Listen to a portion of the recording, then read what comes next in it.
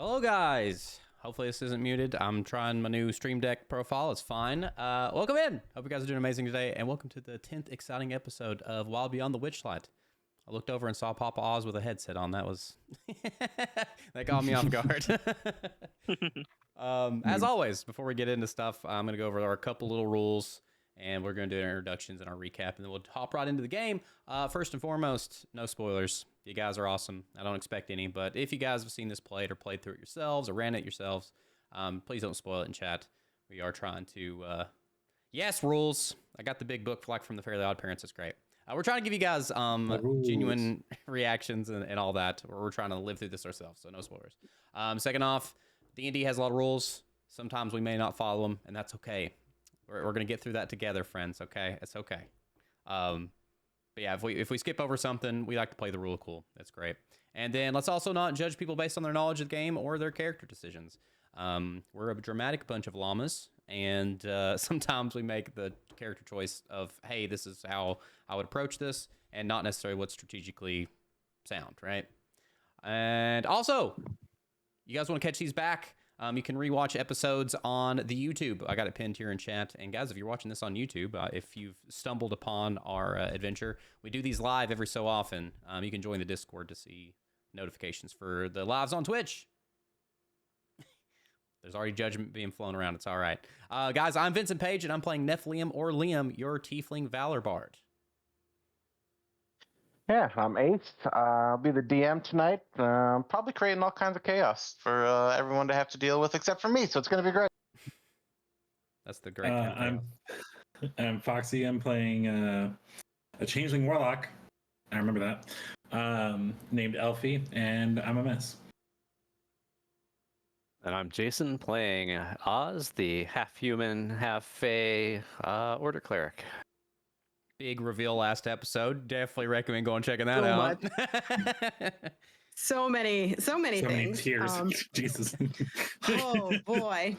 Hi, I am Lady Stuff playing Kaelin, the Kalishtar Circle of Stars Druid.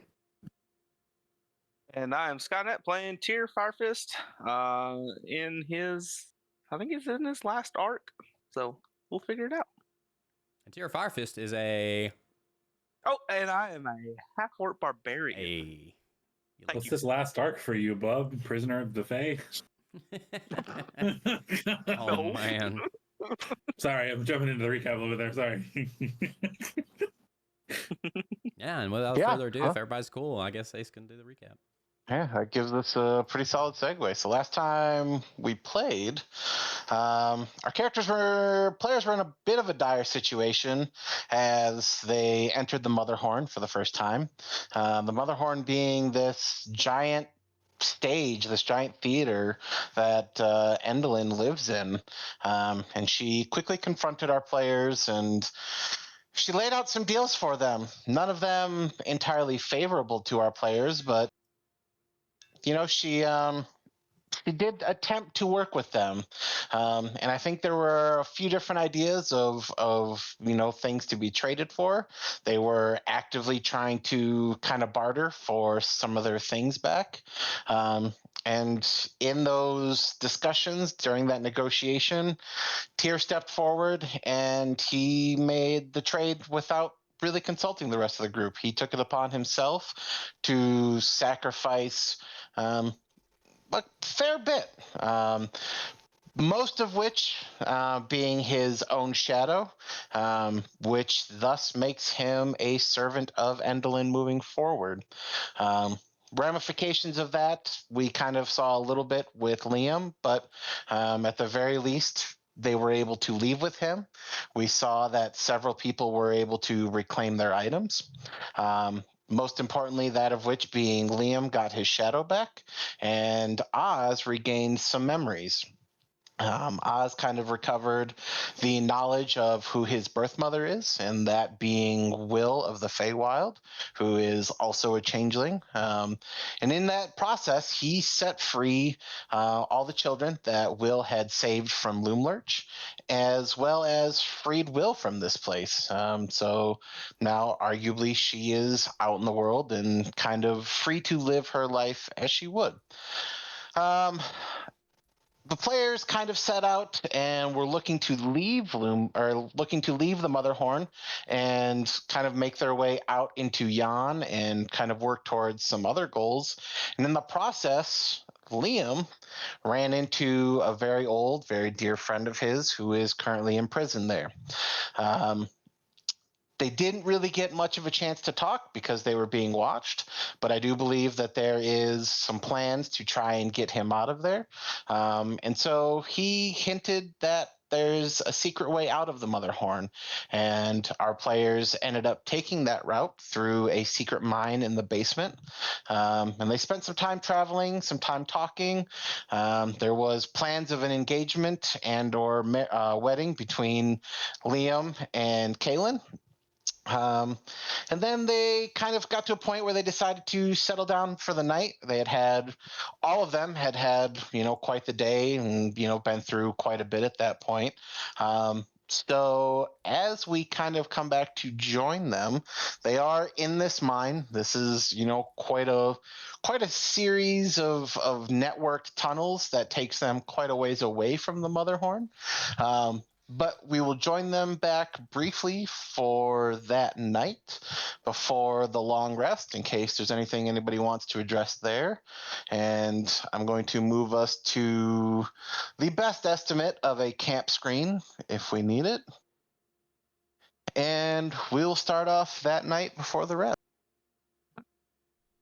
Yeah, so after all of the big events from today and Oz learning who his mother was, and that Will, who we had spent some time with, was his mother, and he had no idea, he's going to cast a spell, sending, and send her a message.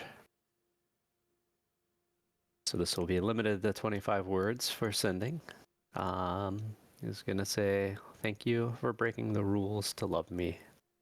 I remember every stolen moment now, and I'll carry them and you always." And I think there's probably a minute or so goes by before Oz gets a message in return that says, "Getting to see how close you are to your friends, I would do it all over again without a second guess." Well, damn. I don't know if anybody's looking at Oz, but he's gonna definitely look a little emotional, a little tear running down his cheek. Will look fulfilled, I suppose. In my head, there's a small barbarian running down the side of his cheek, and it's phenomenal. Jesus Christ. I'm sorry. So Can I ask what the hell that little thing is next to us? that's the Is that the Marionette doll thing. Yeah. That is the marionette, correct? That is the creepiest possible token I've seen this whole campaign. so Oz, if you're able to, I'd like to come up and when I got the gauntlets back, I'm able to kind of if we, I don't know, embrace or touch or whatever it is, I should be able to like feel your feelings. So like I'd like to come and just kind of like kneel down and kind of like grab your hands and see if like, hey, can you tell me what you're feeling? Yeah, absolutely. So how's this work? You feel them? Yeah, so the way that gauntlet works is once per day, he can legitimately touch somebody while wearing the gauntlet, and he experiences the same emotions that they are experiencing. Okay. Yeah, so I don't know if there's anything you want to add. You said the emotions, but like at this point, I just wanted Fear to be able to feel it and understand it as well. Yeah, and as you grab Oz, you kind of feel all of those emotions, the mixed emotions of like what was lost and recovering that, and the happiness of finally getting those memories back, but at the same time feeling the loss of having missed out on all that, and feel that love for a mother who sacrificed for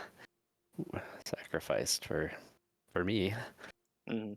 And yeah, all those just mixed, strong emotions all across the gamut. Yeah, so people just be like, wow, like such deep emotions you've got going on right now. Yeah, it's a Very lot. This is very beautiful though. not my typical day. And Thanks. Stuart, yeah, I'll just be like, and thank you for letting me share that with you. Or thank course. you for sharing that with me. I think it's a beautiful thing that you can experience that too. Yeah. All right. Anybody else looking to do anything prior to a long rest? I think that as Elfie sitting right next to Oz, kind of understands like what that feeling is. He's gonna pull the hand mirror out of his pocket, and kind of just like look into it and see what he can see.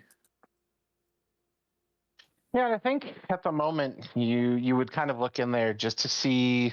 I think Alfie would look in there and see his mother just primarily sleeping at the moment. She's maybe not so much sleeping as much as just kind of resting, taking it easy. But again, she was locked up for a long time, and I think that's just taken a lot out of her. I think that just because I think it'd be hilarious if he's gonna like tap the glass like the girl in Finding Nemo. Oh my god. Hello? Dixie? Yeah, and I truthfully, I think Very, very tapping the mirror itself probably doesn't actually elicit a whole lot of response. There does seem to be a way that your voice can kind of travel between the two planes and what have you, but I feel like actually tapping on it probably doesn't elicit a whole lot. Okay, I guess then that was more or less for the walls. I didn't expect it to work, but I was gonna go. Mom, can you hear me?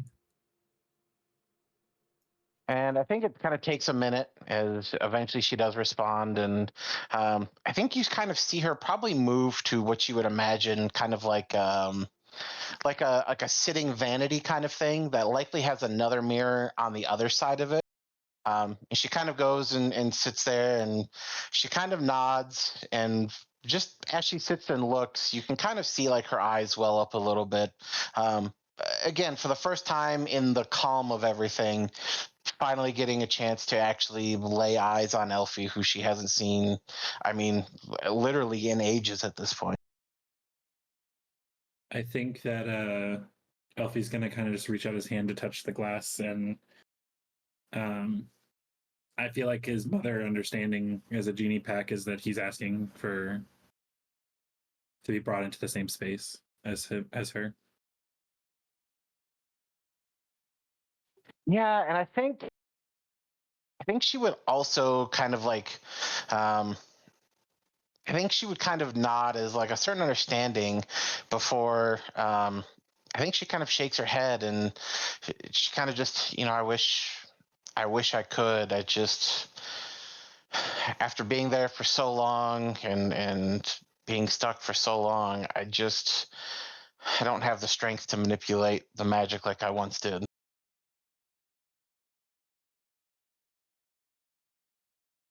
I guess Elfie's gonna be just slightly confused and are you stuck in there now?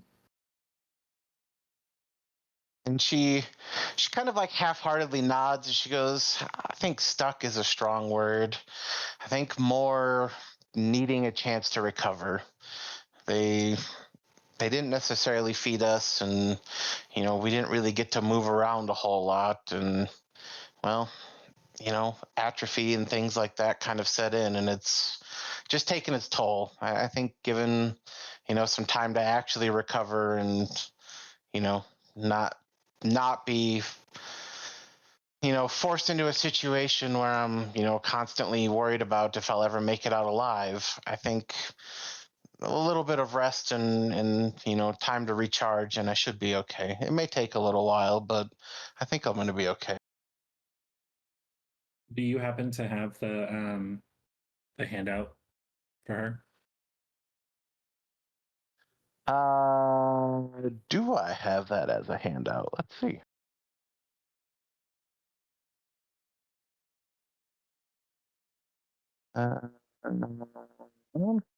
Well, here, I can show this.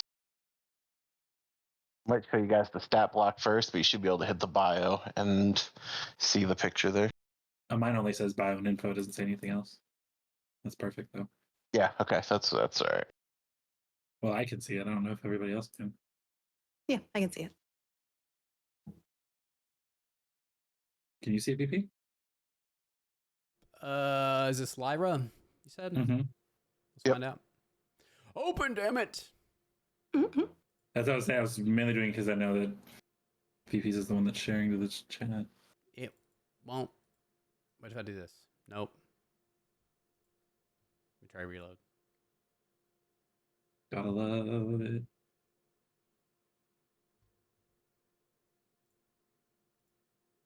There it goes. My lord in time. Hey, we Yeah. got there. That's my mama. Her name is. I'm trying to remember her last name because she goes by a different one. You don't know your mama's last name. And he up. don't even know her last name. That's a really disgusting reference. Yeah. That's what I had in the chamber, though, so you're going to have to just deal with it. I know. I don't have enough of an Oedipus complex for that. It's Lyra Shadowbrook is her name. And she is a sorceress, half elf, half dragonic sorcery. Yeah, she's I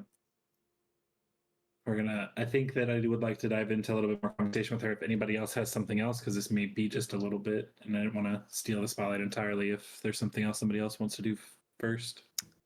The only thing that I want to just go over is I'm gonna go sit over by Oz, who is on his headset, getting ready for bed, and I'm gonna ask him. I get it. I got to put the earbuds in to go to sleep too. I'm just gonna say, "Oh, look, he's back." Sorry, he's eating.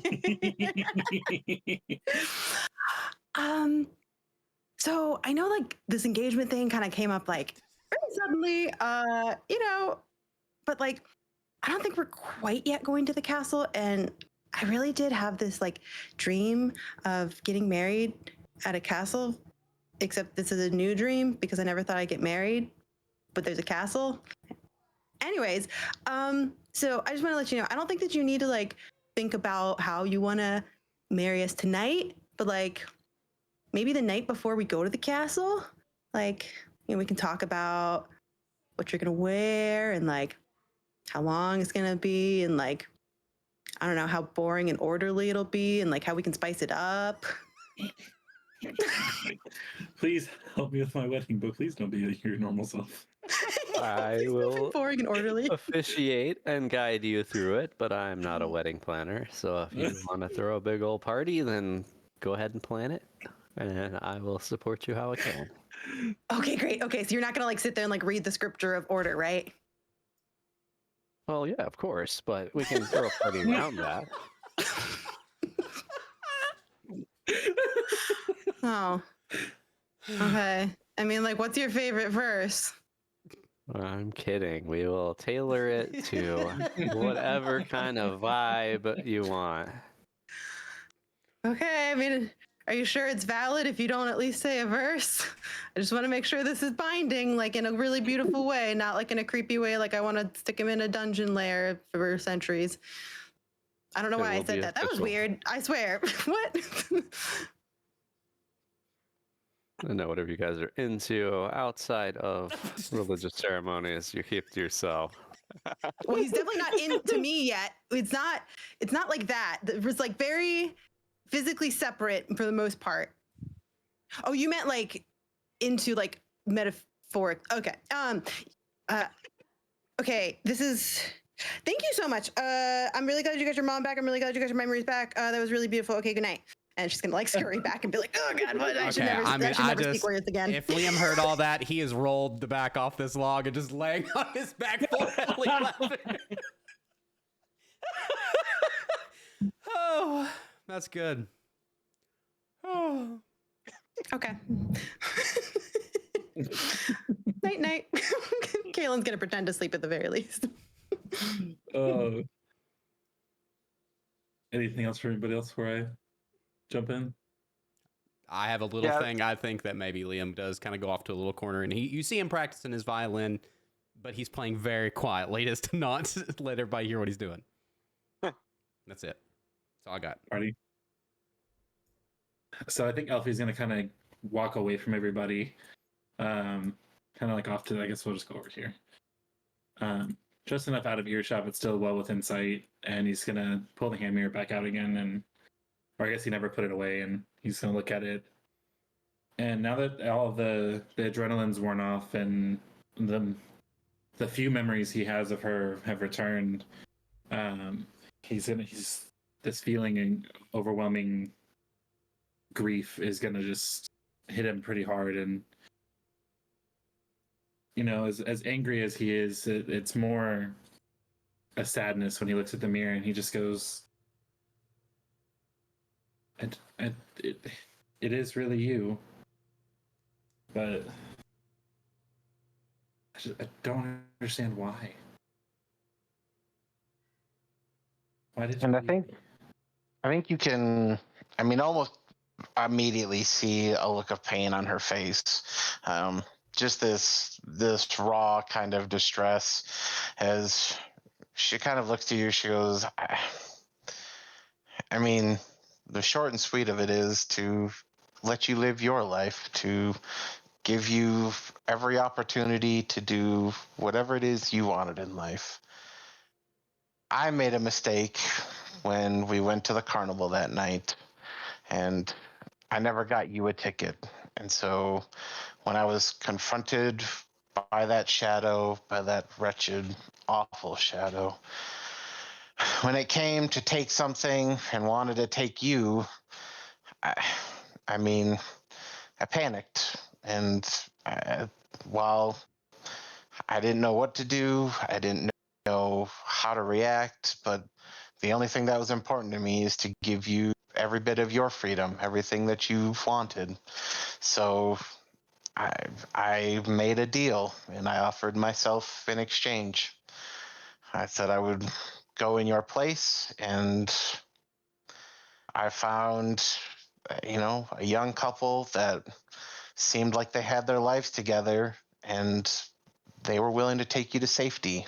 It wasn't my first choice, and probably wasn't even my fourth or fifth choice, but in the moment, I didn't really have time to think and didn't really have time to consider the options. I just had to get you to safety.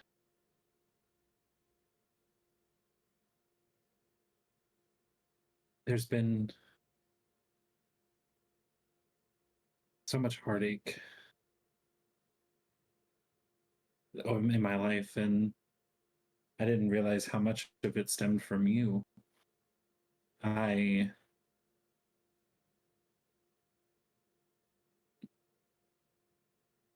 hated you for so long, and then I forgot you. And I don't know which was worse. And I think she kind of nods. She goes, well, it doesn't make any of it any better or any easier. I sat in that cell that entire time, and I hated myself too. I sat there, and for the longest time, I thought of every other way that I could have possibly done anything to get us out of there. Every other option, every other chance that I could have had. And I didn't do any of them. I panicked, and I sent you away to try and keep you safe and give you a chance at life. And then at some point, I forgot, and I spent the rest of that time wasting away in that cell, and I had no idea why or why my heart insisted to keep going. I was just there. I wish I had all these stories of all the good times that I had for your sacrifice. But I just don't. unfortunately, the young couple you gave me to, they weren't the best. They didn't have any magical abilities, so not only could they not help me understand mine, they didn't really care for me as much once they learned what I was capable of.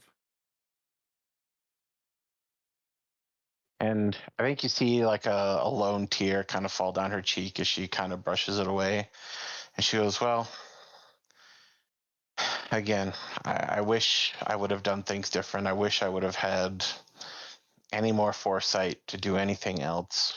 But while you can say you don't have any stories or happy things from while you were gone, I saw you with your friends, with the people who you were with, and it seems like at the very least you found a place where you belong. Elfie's kind of gonna look back at the group and look over at Kaylin, and for the first time since episode 3, I don't know how long it's been, kind of just realized the the unfairness that he treated her with, but the kindness that they've shared, and then look over at Oz and just realize that now that he understands what a family really is, that he's been more of a dad to him than anyone ever has been before. He's gonna look over at Tyr. He's gonna have this stupid smile on his face as his idiot big brother sitting over there on the log, and then look over at Liam in the corner and just realize that everything's not as bad as he thought it was. And he looked back at Lyra and he goes, I chose my family, and I may have forgotten what it was like for a while, but maybe one day we can try and make a life for the two of us. I think she nods and kind of with a half smile, obviously fighting back a lot of other emotions. She just nods, and I would like that. I would really, truly like that. I think with that, Alfie's gonna choke back crying, and he's gonna let her know that it's time he's gonna go take a rest with the group, and just kind of like look at her, not wanting to hang up per se, and kind of just gonna go tuck the mirror back into his pack and come sit next to Caitlin. And yeah. Is anybody else looking to do anything before a long rest? Kaylin wasn't really sleeping. She's been mulling over the stupidity of the things she said. And so she's going to turn to Elfie and go, I'm really glad you're going to be my maid of honor. Elfie's going to just look at her and be like, might surprise you to hear this, but me too. I would choke hug you, but I know you hate when I do that. Elfie's just going to kind of like rest his head down onto Kaylin's shoulder. Do you like head pets? And she's gonna like hover over. Not pets, like a scalp. Like I got really long nails. We haven't found nail trimmers in a while, and like I don't know what's going on, but these things are daggers now. It might feel good. Elfie, 100% not wanting the contact, just knowing it would make Kaylin happy, just goes, yeah, that'd be fine. Okay, I know you're lying. That was nice. I'll leave you alone. And Elfie kind of just like closes his eyes, just kind of resting until finally time to go to sleep.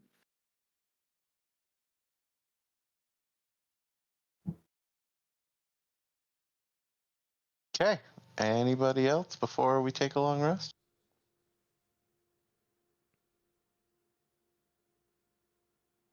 All right. Well, night sets on. Fire runs low, and I think eventually everyone falls asleep. And unfortunately, everybody has another dream this evening. Fantastic. So despite as much fun and happiness as we've just had, we're gonna dash it all away real quick. Yeah, Oh. now I heard through the grapevine that it's somebody's fault. I heard it was going to be real happy. I want you to know, as much as I had a part in this, I was also told, oh yeah, I had a lot of the same ideas. That's not what I heard. Yeah, some of them. Others, it's fine. Okay. So we're gonna start with Tyr. Oh, Tyr, that night you dream and you find yourself standing alone in this vast pin drop silent coliseum. You could hear a drop of water a mile away. It's so quiet. You look around, and everywhere you look, there are bodies that lay in perfect stillness. In front of you, you see Kaylin laying, her hand outstretched. Liam, eyes open, mouth almost caught mid-song. Oz slumped over with his holy symbol completely smashed. Elfie curled up like a child, almost as if asleep. But you look further, and there's more and more bodies. Some gladiators, some slavers, some even brothers in arms. You look, and the bodies stretch farther and farther and farther. And I think as you look, you quickly put together it's not a random amalgamation. It's not chaos. It's almost purposely, it's almost methodically, as if they've been challenged one by one and absolutely laid out by some form of judgment. And you look down, and in Kaylin's lifeless hand, you see a scrap of parchment that reads, "You said you were done fighting."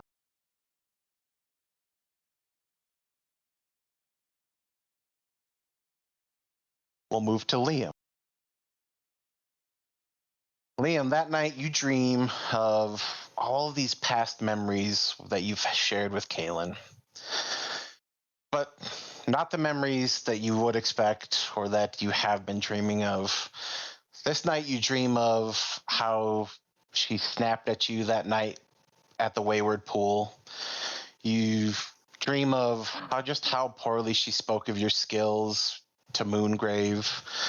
You dream of just how entirely quickly she was prepared to give up every memory of you as she faced Moongrave.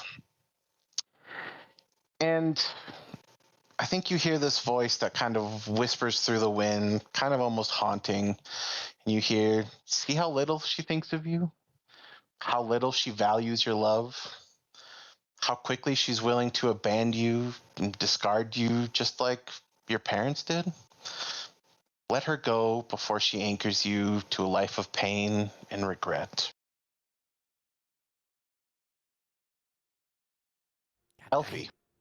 Damn. I'm not ready.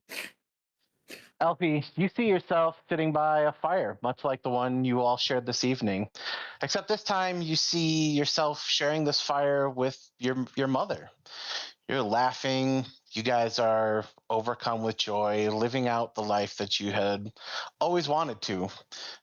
You kind of finally have rekindled this relationship between the two of you and built this bond, and you're finally getting to enjoy it for the first time in your life. You truthfully feel like you're home, like you belong. You stand for a moment as you turn and walk away to go fill some mugs and return with drinks. But when you return, you see your mother collapsed in a pool of her own blood. A shimmer kind of lingers in the air behind her as you catch just this glimpse of what's likely a blade. And I think as you hone in, you can make out just the small disturbances, the grass pressed down, the wind shifting slightly, as you can make out what seems to be some form of invisible humanoid figure standing over her body as it sprints off into the distance. You're left there with your mother on the ground, and I think this voice kind of curls into your mind. You hear she tried to keep it hidden, but you know what walks beside her. You've seen it behind her eyes. What a pity you trusted the girl of starry secrets when you should have just let her die.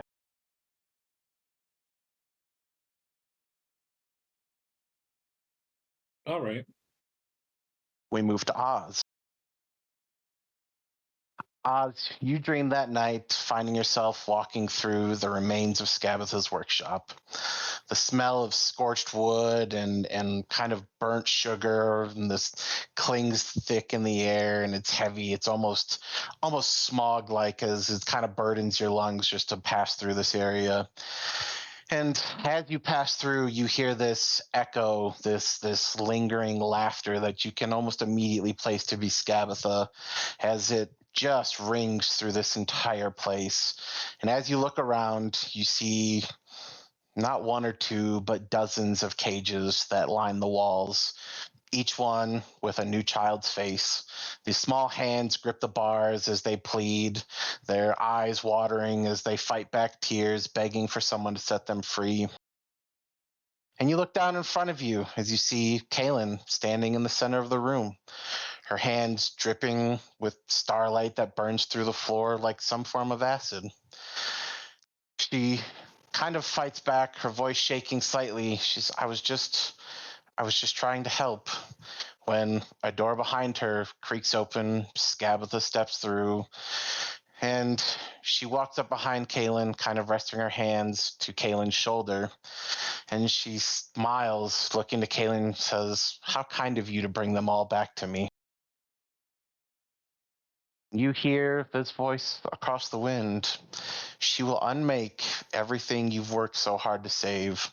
To break the cycle, you must cut the thread.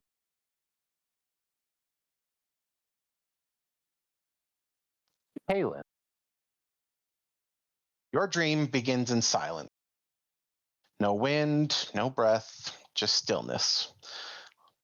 Like the moment just before a bow touches strings. Then you hear a hum, a single note trembling with tension. And forgive me because I have to switch to this. Oh boy, what's coming? And you look forward and you see Liam on a vast moonlit stage. No audience, no orchestra, just Liam, barefoot on this stone stage, surrounded by burning sheet music. Notes blacken and curl in flame, but the melody plays on. A soft voice sings from nowhere and yet everywhere, haunting, hollow, close to Liam's, but different in an uncomforting way. You hear the voice say, "Let the tide swell. We are surrounded." As the words echo, shadows crawl inward, not as if cast by light, but dragged, pulled, if you will. His shadow flickers unnaturally, its movement delayed, like maybe the shadow's actively deciding whether to follow him or to lead him. You turn. Behind Liam, the stage has become a lake of ink, and from its surface rises a figure in chains of silvery fire. A figure that's familiar, yet foreign to you, but her voice immediately all too familiar. It cuts through the air like a bow across the strings. He wears Liam's name like an instrument, and when he plays, the strings will snap one by one. Your chest begins to burn. You look down and you see no wound, but smoke, curling from your heart like a breath from a smothered flame. From somewhere deeper, your voice sings unwillingly, but in a beautiful note. But the night, that night does not belong to that god. Her eyes narrow, her voice no longer gentle as she looks to you. Nor does his shadow belong to him. He welcomed it back, but it was never empty. The fire flares once, bright enough to blind, and then it's gone. You're left in a room of mirrors, each reflected a different Liam. Some with horns, some with fire behind their eyes, some smiling like he does. But only one mirror is cracked. In that mirror, you see a reflection of yourself. You watch the reflection of yourself make direct eye contact with you before whispering, Fraz Erblu. The whispers return, barely heard over the echo of strings. A cursed melody can be rewritten, but you must choose the composer. Some time passes, you awaken, and you find a single viola string tied loosely around your wrist, as if some form of warding to protect you from something. And with that, you all awaken the next morning. Yeah. All right, how's everybody looking after last night? I Kaylin think has sat up and is just like sitting cross-legged, just staring at Liam, like waiting for something to come out of him or something. I think the. Go ahead. Sorry. Oh no, it's okay. So Tyr, I don't think it's going to be necessarily awake. I think based off of what he's seen, he's actually still going to be sleeping, but he's going to be basically like crying in his sleep. So that's right now. That's what you see from Tyr. Elfie is gonna wake up and kind of look over in Kaylin's direction, and then instantly get up and go next to Oz. Damn. And a look on his face towards Kaylin isn't anything of anger, more of fright. Unsure of who he just spent the night next to. I mean, does All right, well, if go ahead, please. Oz sees Tyr crying, he's gonna move on over there and kind of just put his hand on his shoulder and give him a gentle little shake to see what's going on. Oh, so yeah, I wake up and looking at Oz like, yes. You right? I don't know. I had an awful Nightmare? dream. I think I'm tired. I think I'm tired of the fighting. I'm Yeah, not it's real a tough sure, life. but I've got to find a way to. I got to find a way to help you guys and be done with the fighting. It's a big conversation. Yeah. Yeah, but don't let a single dream, single nightmare, especially in these parts, impact you too strongly. I had a nightmare as well. Elfie, how about you? I think Elfie's just kind of like maybe glance over at Oz, but his eyes are fixated on Kaylin. And I think he would just mutter, yeah, something like that.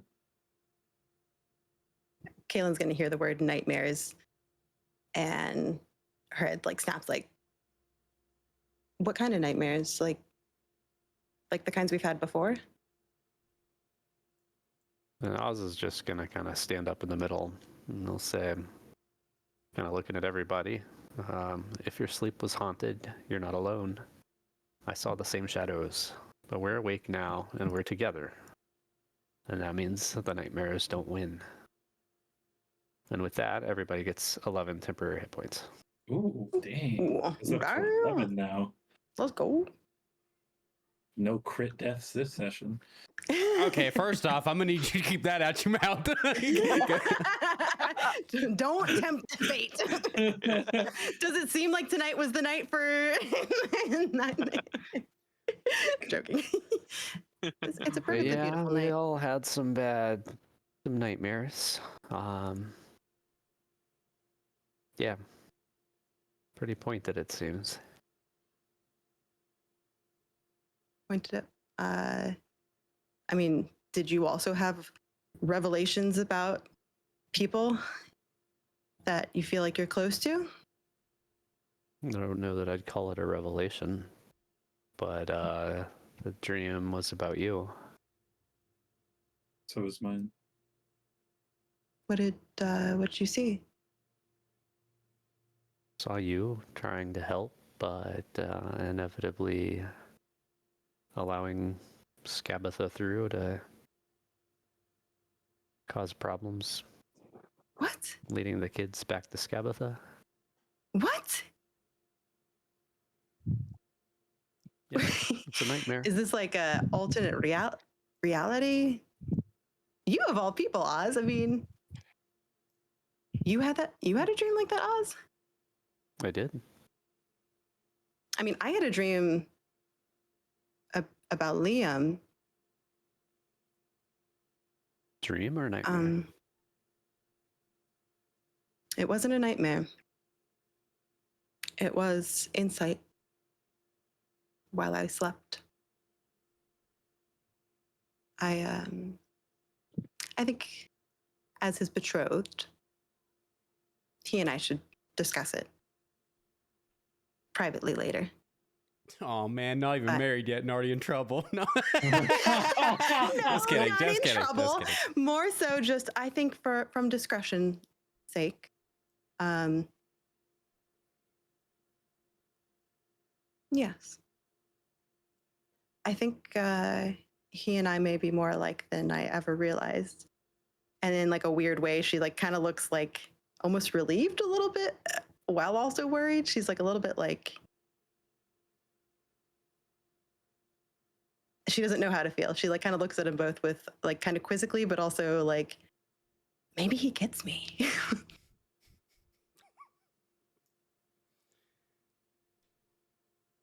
Tyr,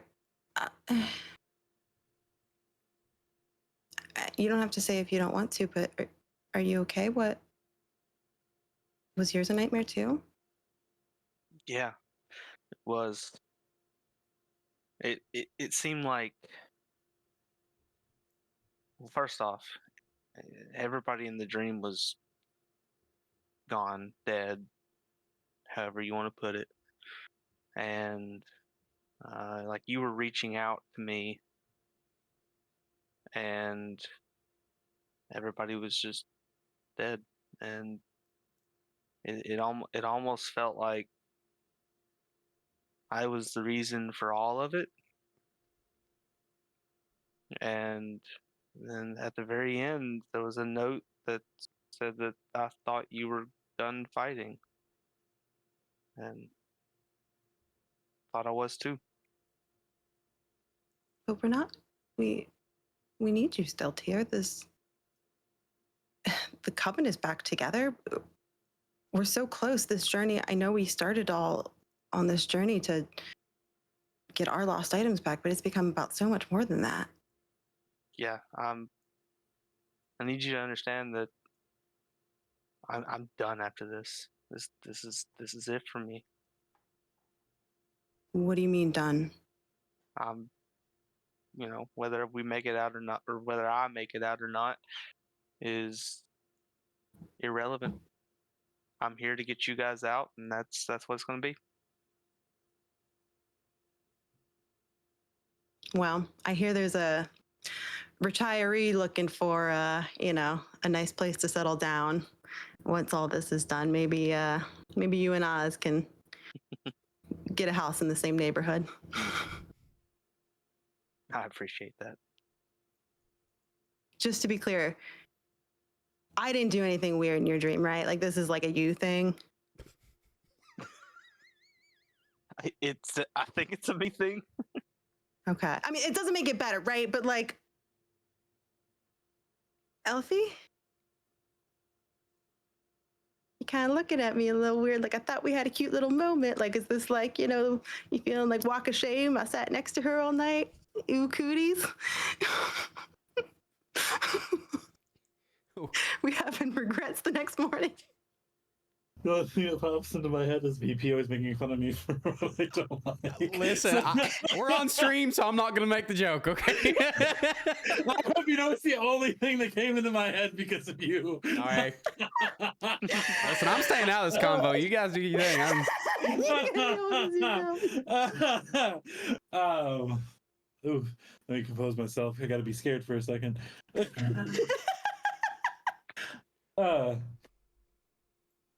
Alfie's gonna just kind of like look over at Kaylin and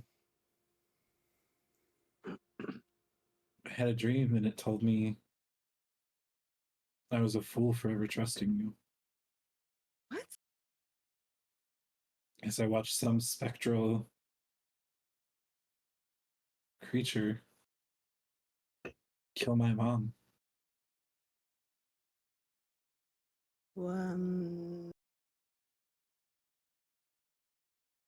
What did this creature look like? Invisible. Oh, that's helpful. You're telling me. How am I supposed to save her if I don't even know what I'm looking for? But what does that have to do with me? I wasn't supposed to trust the exact phrase. I think it was Twilight something, right? Twilight. Girl of Starlight or something like that? Yeah. That. I wasn't supposed to trust it. The only person that screams Starlight is you. So Liam, did you have a dream as well? Yeah, I think Liam stands up, brushed himself off. Yeah, I did. But I'm gonna be real honest with you guys. It's nothing I don't say to myself in my reflection, so I'm all good.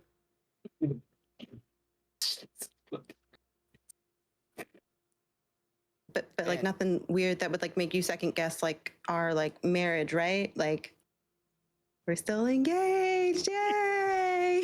Right? Okay, so I think you get the sense. I mean, I don't know. Maybe y'all need to write in such. He's definitely just like trying to deflect, as far as it goes. But, he does say never.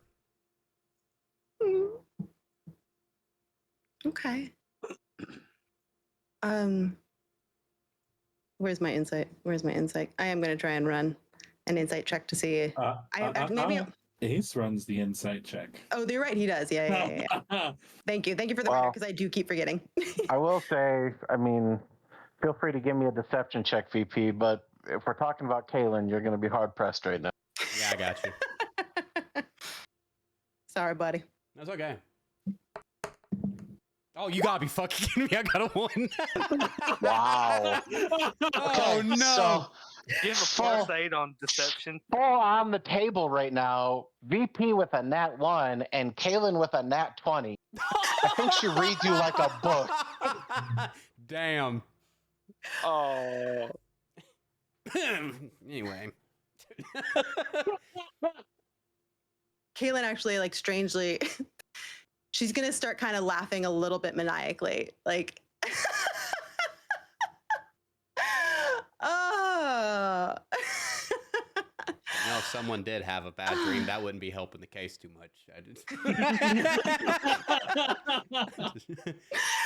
Oh, I'm sorry. It's I don't know, funny in a sick, weird kind of a way. I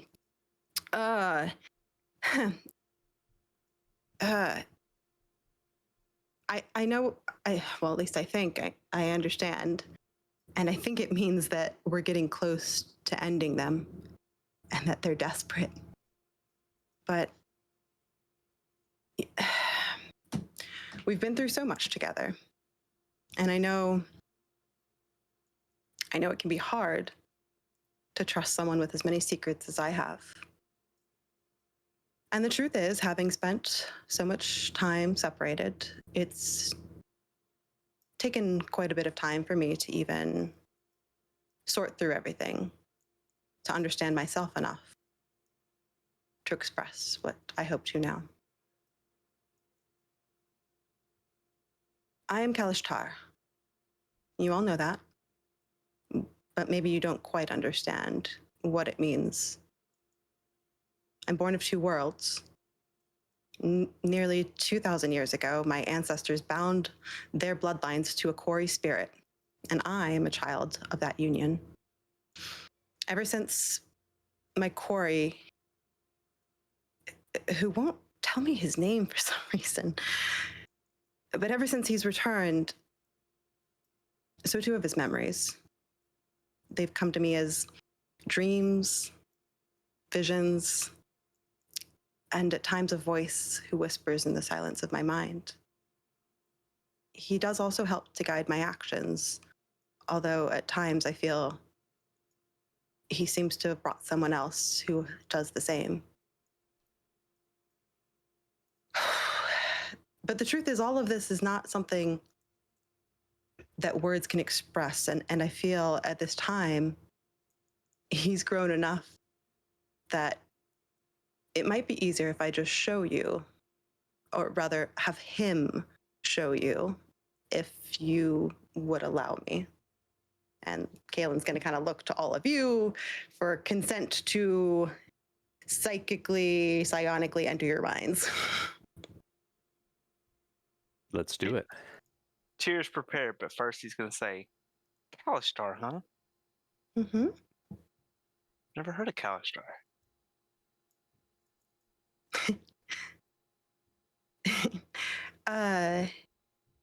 Yes. That may be a topic for another time, but I think in some ways I'm alien to you. Ah. I think you all come from a cosmos that is not my own. Okay. Well, I'm willing. You want to show us something? All right. So Kaylin's going to tap into all of your minds, and as she taps into your minds, your eyes close, and the world around you comes to a comforting stillness. Your senses collapse inward, your consciousness becomes unmoored from the material plane, and you feel yourself floating in the endless ethereal, existing simultaneously nowhere and everywhere, both vast and intimate in the same moment. You feel the boundaries of yourself dissolve, your mind stretching thin across a membrane of mutable existence. I don't want to interrupt your monologue. Yeah, your fan is kind of coming across in the background, or some kind of white noises. Hold on, let me try and see. Okay. Because I don't have any fans on. Okay, I don't want to ruin your monologue, but I know you're going to listen to this back and be like, why didn't you tell me? So I'm trying to get ahead of the game here. Why did you tell me? Let me see if I can even fix it. I was trying to mess with my Actually, thing it's not doing it now. Okay, good. It's not? Okay, that Now must have you're- been my air purifier then. Perfect. Yeah, No that pure thing. air for me. We don't need pure air. You chew on stale air like the rest of us. All right. That's right. Also, you might want to keep your Roll20 up, because there will be some handouts that are for visualization as we go through this meditation exercise. I have a drastic feeling it's not going to be calming. It'll be fine. So, Let's again, you're floating in the vast emptiness, like, disconnected from the material plane. You see a ring of light that blooms in the void. As you float before it, this ever-changing mandala, you see the halo is rippling gently against the infinite darkness beyond. Then, a presence, ancient yet warm, brushes against your consciousness. The weight of its attention settles over you like a blanket, and for the first time, on all your times listening to Kaylin's voice blabber on, you hear a different voice. It's the voice of Kalen's quarry. How do you know? I don't know. This is Dalcor, the plane of dreams that I once called home. As you drift closer, you realize that each pinprick in this halo of light is a world unto itself. Each one a fragile bubble drifting on the surface of a vast obsidian ocean, tethered to the minds of sleeping dreamers. When you mortals sleep, a part of your soul travels here and creates a dreamscape. Pocket realities shaped by thought, emotion, and memory. What seems like a fleeting dream to you becomes a tangible world to us. Thought becomes substance, fear becomes terrain. You dream of a storm, and somewhere deep in Dalcor, a storm begins. Not just for you, but for anyone who drifts too close. And while you are here, you are vulnerable. The Kori who live here use dreams the way a spider uses silk. They entangle, ensnare, and eventually consume you. But their webs are works of art, elegant, invisible, and exquisitely cruel. They do not bind you with chains, they convince you to tie the rope yourself, whispering at the edges of your dreams night after night until their whisper becomes a chorus that overtakes your waking mind. By the end, you wear their leash, thinking it a treasured necklace, completely unaware of the price you have paid. The light around you gutters as you plunge into the inky black heart of Dalcor. A vast continent of nightmares stretches out around you. A haunting wind screams across obsidian plains like the breath of a colossal predator searching for its prey. A river of black tar carves through the landscape with heaps of shattered bones decorating every bend. Beneath your feet, the ground convulses and dissolves. Faces emerge from the sand, frozen in perfect agony, their mouths stretched wide in silent screams that rattle your skull. And behind their eyes, something is watching. Something has always been watching. Yilash Tavar, the darkness that dreams, a god the Kori serve and fear in equal measure. It is a living thing that dwarfs worlds, a hungry deity that yearns to devour the hopes and dreams of all mortals. It is the cradle of nightmares that lurks just beyond your dreams. You feel the pressure first in your teeth, a dull ache like biting down on a rock, and then it spreads. A cold slickness sliding across your thoughts, trying to find a way in. The world feels fragile, like glass underfoot. You blink and look up to see Kalen frozen mid-speech. Her eyes glisten like oil, endless and dark. The air grows thick around her as every shadow lengthens and grows. Kalen's head turns upward with a snap. Her eyes, those once starry eyes, staring at nothing, yet tracking a presence you cannot see. And looking back at you from the void beyond her is something ancient. Kalen's mouth opens just a fraction as a thin line of blood runs from her lips, a prickle at the edge of your mind like needles beneath wet silk. You should not be awake here, where dreams are born to die. Kalen twitches, her fingers begin to move slowly like she's counting something, or casting, or remembering. Do you feel it? How loud we become in this land of masks and meanings. How easily dreams turn to nightmares here. You're open, vulnerable. We know you want to protect the ones you love. Let us in. Let us make you stronger. Embrace your gift and your soul can live on forever. You need not fear death with us. The mental leak shatters, and your consciousness plummets back to the material plane. Kalen drops to her knees, eyes dripping with tears, lifts her head slowly, with pain and sorrow written on her face. It wasn't always this way. And as terrifying as they are, in a way I can't blame them for what they are. Okay, no problem, Ace. In a way, I cannot blame them for what they do. Dalcor, my quarry's home once, is shaped by the collective unconscious of all mortals, and it's like a mirror to all the thoughts and the hopes and fears and beliefs of all the people in the waking world. It's not just a reflection, though, of what they think. It's like a psychic projection of how everyone feels. Long ago, the age was one of light.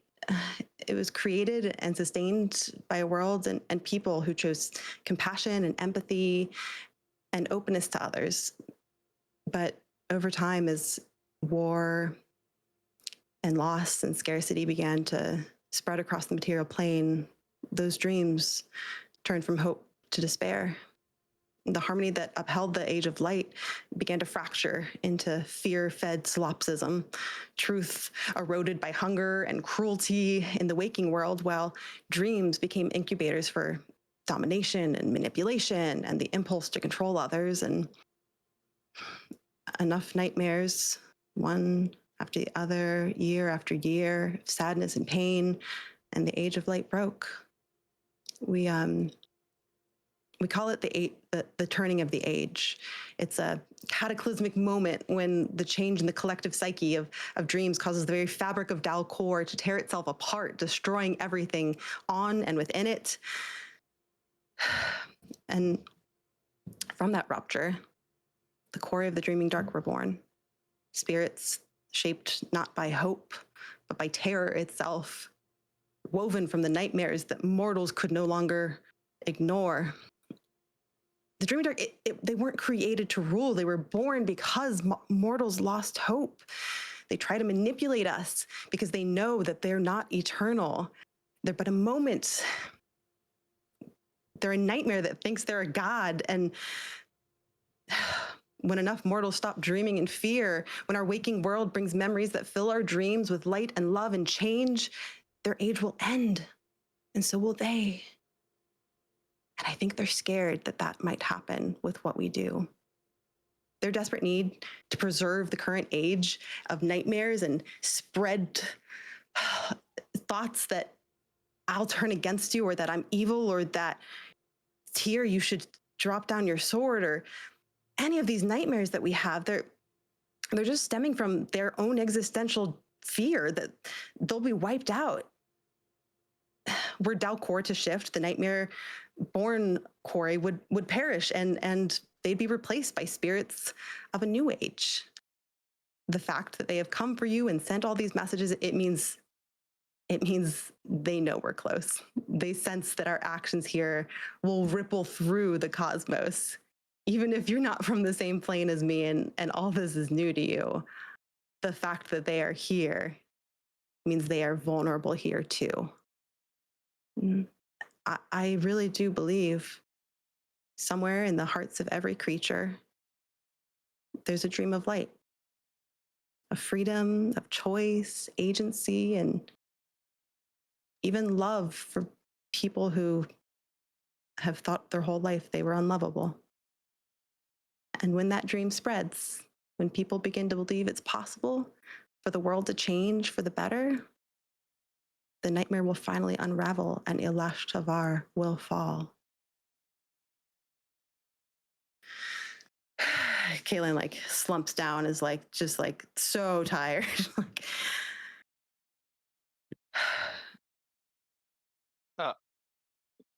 Well. So you're gonna look over at Tyr, and he's got a notebook. He wrote down. He's got a notebook.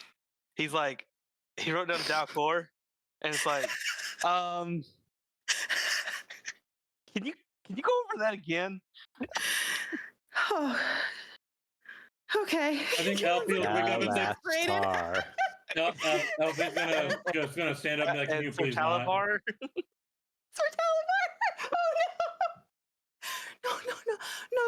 No. It's do you want me to spell it for you? IL-LAV.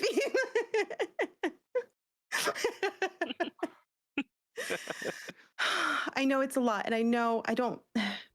It's like, I mean, imagine I came to your world for the first time, and I don't know, every religion you have is new, and I don't know. It's a lot, I know, but all I can say for sure is that I think that, well, I think they really hate a good story of friendship and love. And I think that they know that we're really close to freeing Zybilna. And they don't want that.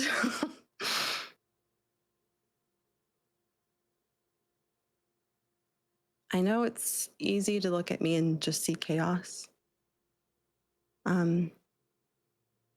What's funny is, in some ways, they also hate that chaos. There's a place on the planet I come from, Eberron. I don't think. Do you need me to spell it for you, Tyr? Eberon. Close enough. 2 R's. Well, yeah. So I guess your planet was called Baldur's Gate. Is that, or no? What's your place called? Faerun. Toril is the name of your planet. So sorry. I was about to say I don't know the answer to that one. Okay. Oh yeah, Thorol. Sorry. Oh my. So we live on Well, Coral. I take back Okay. everything I say about, like, apparently every world is foreign to you all, so it's no wonder that this is so much to learn. You did say Coral, right? Toril, Torril. Oh. Uril. It's okay. Uril. It's okay. Is it 1 R? Okay. But again, I don't know if you have something like this, or I don't know. You don't have to trust me. I feel like we're back to where we were at the start. And maybe that's like beautifully poetic. This idea that the first time that something crazy like this happened, you had no reason to believe me. And for a while, I think it did rupture us. But I think that now we have a choice, and she's like going to specifically look at Elfie kind of like a little bit forlorn. And again, like, and I think that more than anything, you deserve the opportunity to choose. But damn, would it be cool to just kick Ilash Tavar in the booty butt? I think he'd really hate it if you forgave me. Yeah. So, I mean, I think Liam goes up to Kaelin's like, my decision was made for me the moment that I met you. Well, that was stupid, I'm pretty stupid. but lovable. You say people when they see you, they see chaos. They look at me, they see a devil. I don't see how we're all that different in this case. Other than all Kaelin's the eyes. shadows and dreams and anyway. Yeah. We should talk about that sometime before we're eternally bonded. Yeah.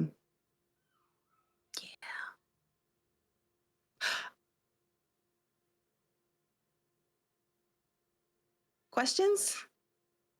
I'm at a loss for words. I mean, that's fair. That was I mean, Liam's obviously made his Poetic? decision. Like there was nothing to forgive. That was his movement, there. That was what that was meant to say.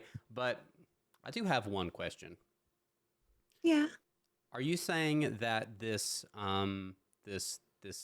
like demon thing from the dream world that Don't call it a demon.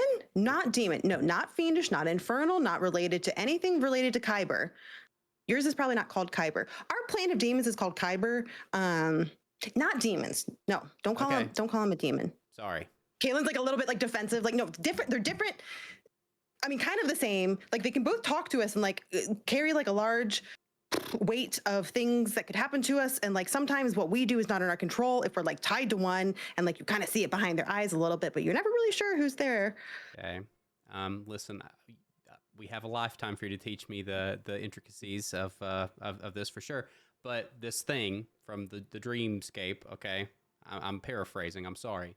So no, you're sorry. I got a little defensive. It's the thing. You mean the that dreaming sent dark, us- the big creepy eye thing? Is that? yeah, Is that? that guy? Yeah. He's the one that's Yeah. sending these dreams to us to make us not trust you. That's what I'm gathering from all that.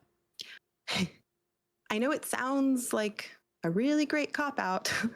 It just feels. It feels like what they would do.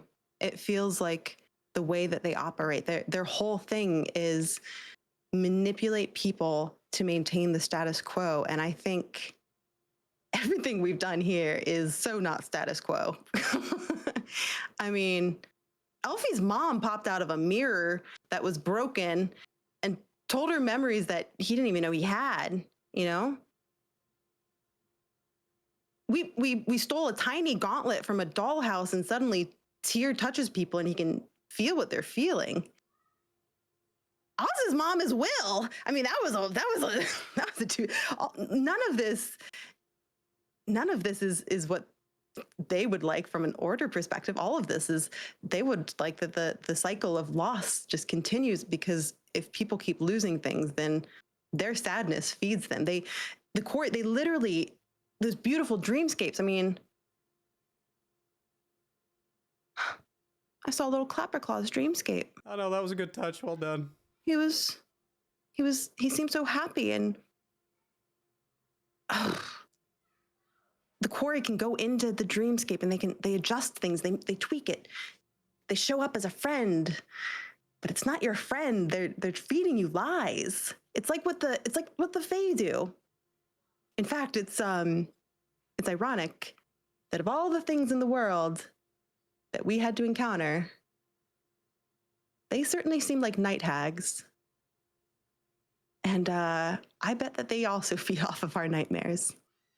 So between Elash Tavar and the desires of these quarry to maintain a nightmare, and all the things that these hags are doing, I mean, the three of them together is not good news.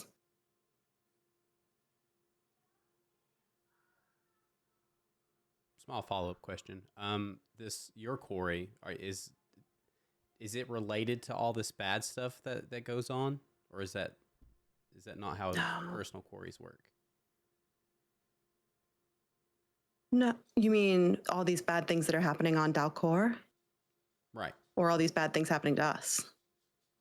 Well, I think we know who's making the bad things happen here right now for sure. But no, Yeah, I mean, yeah. like, so your quarry isn't involved in the streaming dark thing, right?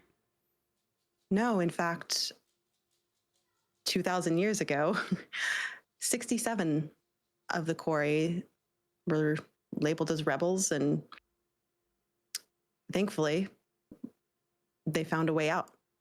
They found a group of monks in the Adar Mountains, and they escaped. And that's how the Kalishtar came to be in the first place. It was these monks who stilled their mind enough to open up and combined to make the Kalishtar. But no, he's one of the ones that is a vestige of the Age of Light that came before this Age of Nightmares. And he's my constant reminder that if we do the right things, if we walk the path of light, we can turn the age again. And we can spread a tale of love and change and redemption. And if enough people believe that tale, then the whole psyche of reality shifts, and Dalcor can be reborn as a beautiful age. We call him Ilyana, the Age of Light. And I think I think they know that this story ends with a really beautiful ending.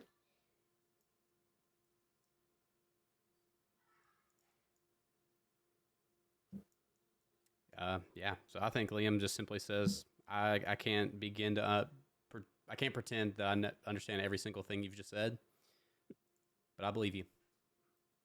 Would it help if I said it in Quarry? I know a whole nother language. I've never really talked about it.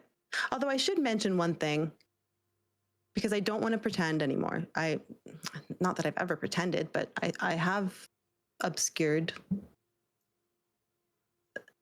fearful that you might all look at me the same way you did when I first ate grass. And I wouldn't blame you. But I know who my quarry is, even if he won't tell me his name. I think he's not telling me his name to protect me, because it means that I can never give out my real name. And as I understand it, it seems that here in these Feywild, your real name has meaning. And so I think he's protecting me. Because with Kalishtar, our name is in fact a combination of both our human name and our quarry name. And so aside from his name, I also don't know who he brought. But I think she's on our side.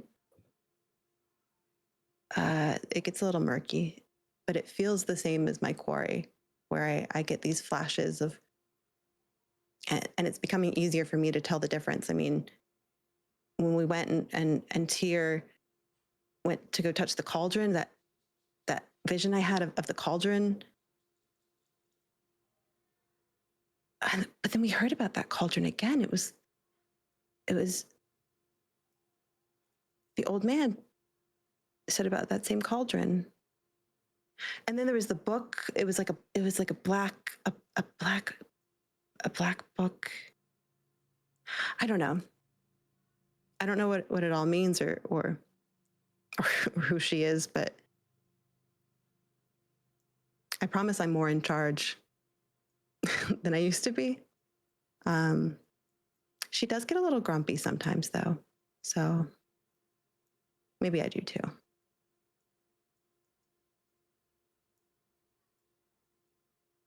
And how much influence or control does your quarry have over you? Well,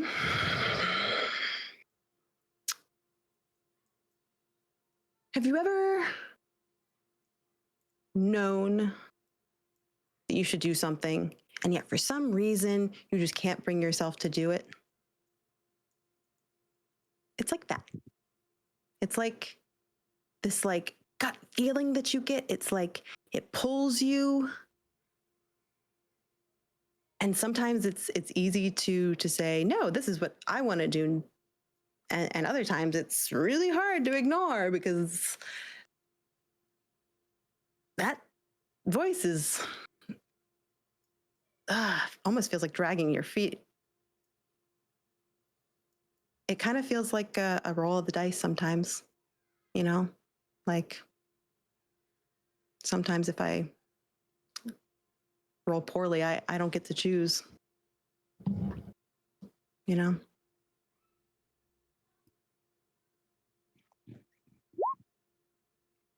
Nice semi-wall break, love it. Hmm? I said nice semi-wall break, I like it.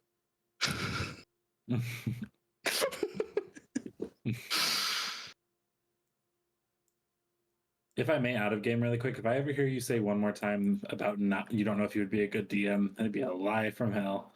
Aww. Because Jesus. Which layer of hell?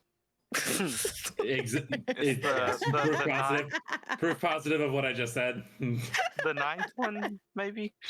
Oh, we're going to Asmodeus? All right, let's go. Yep. See, yep. No. I Here's was the going thing. to say I learned from the best. 176, but that's just me. Is it really? Oh, wait, no, that's a different thing. Never mind, anyway. Yeah. Oh, Don't even get me started.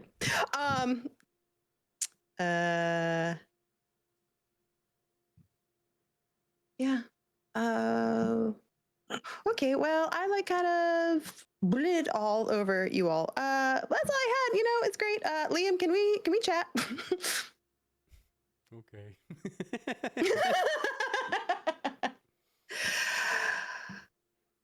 Hey, it's not really like a deal breaker for me Oh boy. at all. I am kind of concerned, though. It might change whether or not I want to bring you home to mom, dad, and Ilashtavar. Is the name Fraz Herblu ring a bell?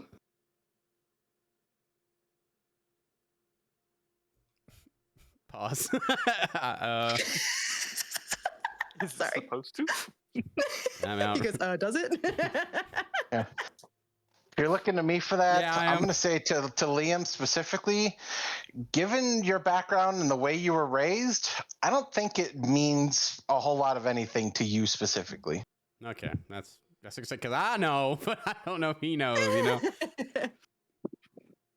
My question for Ace is, how much does Kaylin know? I feel like Kaylin has read a fair bit, and would thus know what I'm going to call like the general mythos of him. Maybe not so much the details, right? Because like I feel like that's not a thing that like there's a whole lot of firsthand encounters of. But there's stories, right? There's tales, and some be it tall tales, some be it, maybe actual facts and things. But like, it would be kind of muddled and probably a little bit vague. But she probably knows a fair bit. Well, then the first part of that will be Liam says, "What?" Ooh. Okay, so I know we just talked about secrets, and this feels like we're keeping a secret, but it's also it's your deal. Are you okay if like I tell everybody like a big secret that I just learned about you? Do you want me to tell you first, or I don't know. I kind of want to foster trust. I feel like I'm just nervous. I feel like I can't think tell you yes if I don't know what it Ooh, is. okay. Well, I don't know. I'm just kind of hoping that maybe like you have like a moment of epiphany, then I don't have to say it to you. But like I'm pretty certain that you're haunted by a demon, and like the reason that you're a tiefling is because somebody, either maybe your parents, I don't know how bad they are, they might have like sold your soul to like a demon lord, and like I'm not sure if like having your shadow back is actually a really great thing. And I think that kind of like how we were scared about like me and Elashtavar and the core, and like you don't really have like control over yourself. I'm kind of scared that like that's you now. Jesus fucking Christ. Did you get all that down in your notebook, Tier? Holy shit. Good. I really find it really funny because I feel like with Tyr, if the longer that he's trying to write, he's just going to be like starting to squiggle, and it's not going to make any sense as he's trying to write it all down. He starts writing the swamp, turn the swamp, find the swamp in the big swamp. There's a real move that I've written before. Real, like that's. I am going to say real quick, Kaylin, give me a perception check with advantage. Oh boy. Oh, I closed all that out to like focus on, giving you all nightmares. Okay. Thanks. You're You're welcome. that, by the way. Come on. Oh wait, with advantage. Oops. Okay. Well, does it 23? I'll look back fondly on this moment, just like I do the Death House in Curse of Strahd. It's fine. Yeah, 23. So the 23, I think, as you look, kind of specifically into Liam's eyes, I think for like the briefest of a flash of a second, his normally bright eyes flash to like this inky black for a brief second before they fade as you have this conversation. Oh God! Don't do this to me. Oh man. Well, before you comment on that, just reply to everything you just said to him. I don't know. Look, the only thing that I know is that Caldrion and I did some digging a while back, and this has been a long time ago.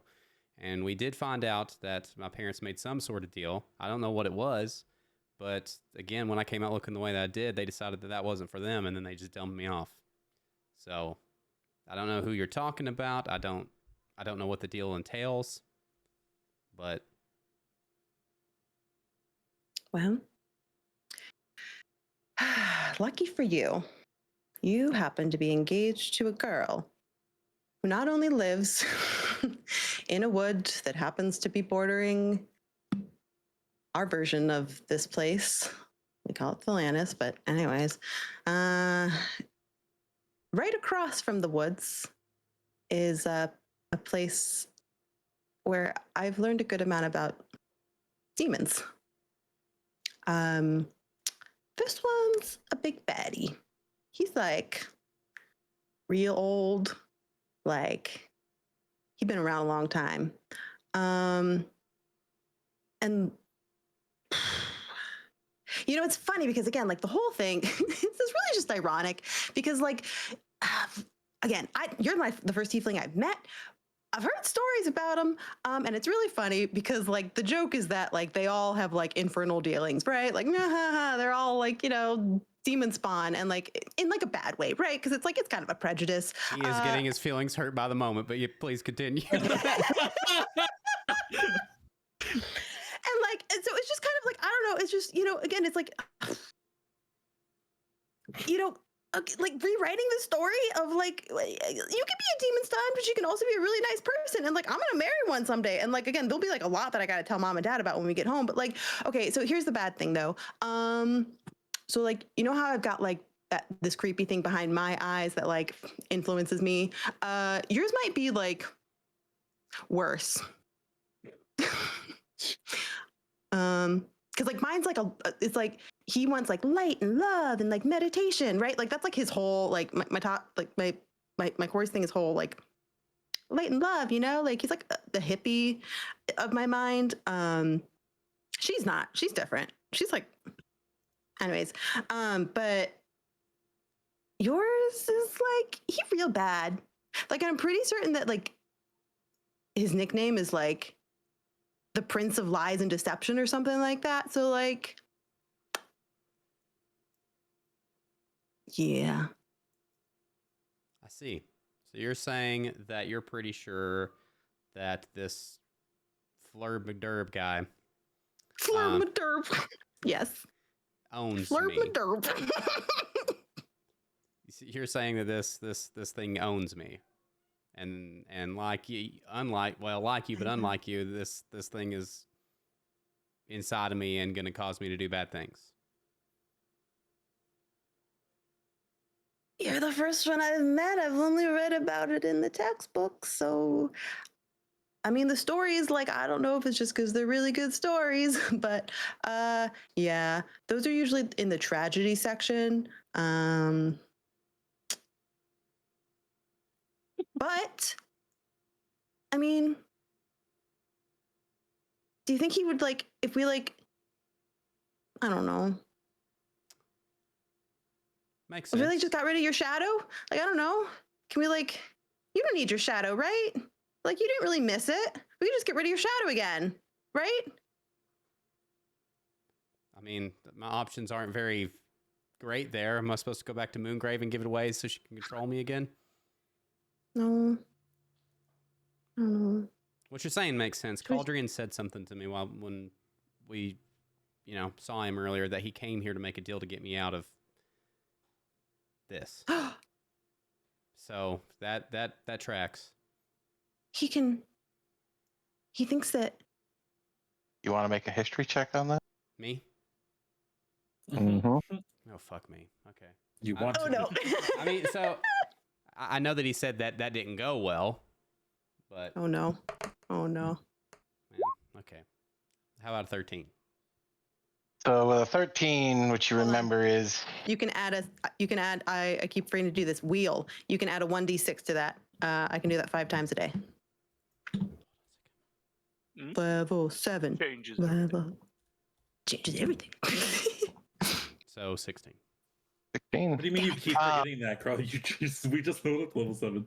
So the thing that you remember specifically is you remember Caldrian saying he made a deal for your freedom. Okay. but it didn't go the way he was hoping. Okay, so I'm going to relay that. That he made a Okay. deal, but it didn't go the way that he was hoping. Okay. Yeah. Man. Listen, if you brought me over here because you didn't want to say it in front of anybody, I would totally understand if you're having second thoughts about. No. It wasn't that. It was more just like, I don't know. I mean, you've seen how like they feel about people who like have like voices talking to them, maybe influencing their actions. I didn't want, I don't know. Like, but and at the same time though, I also want you to know I get it. If anybody gets it, I promise I do. If anything, it makes me love you more and makes me more sure that in some crazy web of fate, if that's a thing, you're like my little soulmate, even if both of us have more than one soul that are meeting. Yeah. But I do think that the responsible thing to do would be to tell the rest of the group if you're up for it. I did just want to give you a chance to know ahead of time. Souls mates.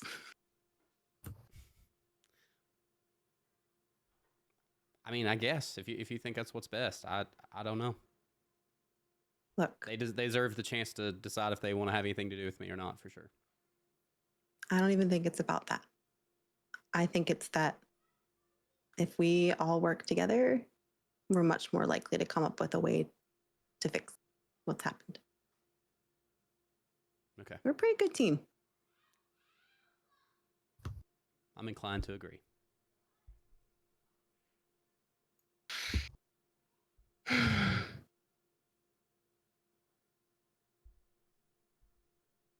Kayla's gonna turn around and she's gonna like wait for Liam. Like, you gotta say it. I gotta say it. I don't even know if I understand what's going on. But okay, I got you. Sure. It's That's okay. fair. Okay. Yeah, I'll follow her back and then all right. So here's the deal. I don't understand what's going on, but I'm not sure how much you guys know about tieflings. But long story short, we usually come out looking the way that we do because somebody made a deal with some demon or another, and a price gets paid somewhere along the line. And it's kind of came to my attention extremely recently that apparently my soul may belong to a pretty bad demon. And kind of similar to what Kaylin was just saying, he might have influence over me. And you guys deserve to know that. But in better news, we're in the Feywild where like deals are a thing, and like, you know, if you're willing to pay the price, anything could be possible. So, you know.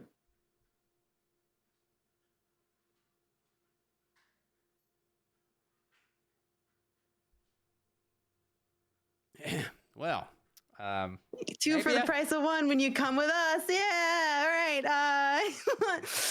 maybe I Or should give four. you guys a minute to let that sink in. I'll be over here. And he's gonna walk away. Okay, the class of any questions on today, the day of revelations? Huzzah! Well, thank you both for sharing, and yeah, it's good to know what we're dealing with here. Yeah, nothing's changed in my mind about any of you guys. Elfie's just gonna shrug and be like, "What else is new?" Faye bullshit.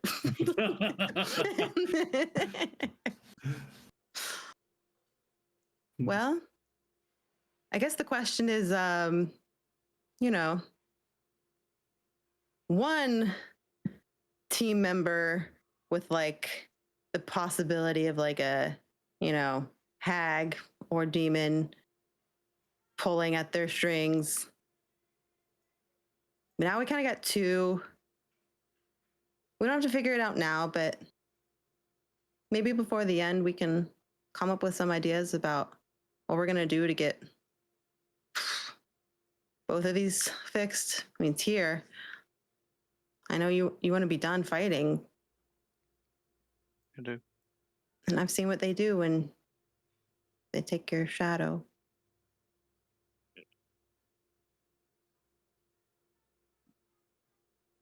Well, you're still all invited to the wedding.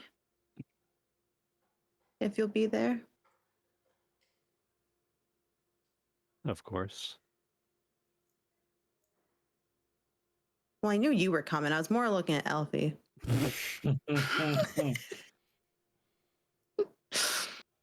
Elfie's just gonna like look at her, do like this It's half okay. smile. I'll take a pity Still smile. clearly at this point. afraid, Yeah, he's like. but now also just like this extra layer of fear towards someone that he never thought he'd have feelings of that towards too. He's like, here we go again. Here we go again. Well, how about we go smash some things? Or like, I don't know, go find a unicorn? Or at least part of one. Oh, God. Speaking of tieflings, let's go horn hunting. How erratic does Kaylin move around whenever she's like conversating? It depends on That whole conversation what- she just had. yeah, no, she's like doing like Italian hands, like, so she's basically like putting on a play. Can I roll a survival check to see if I see any strands of Kaylin's hair on the ground? Oh God. Trying to run a check on me. I mean, sure.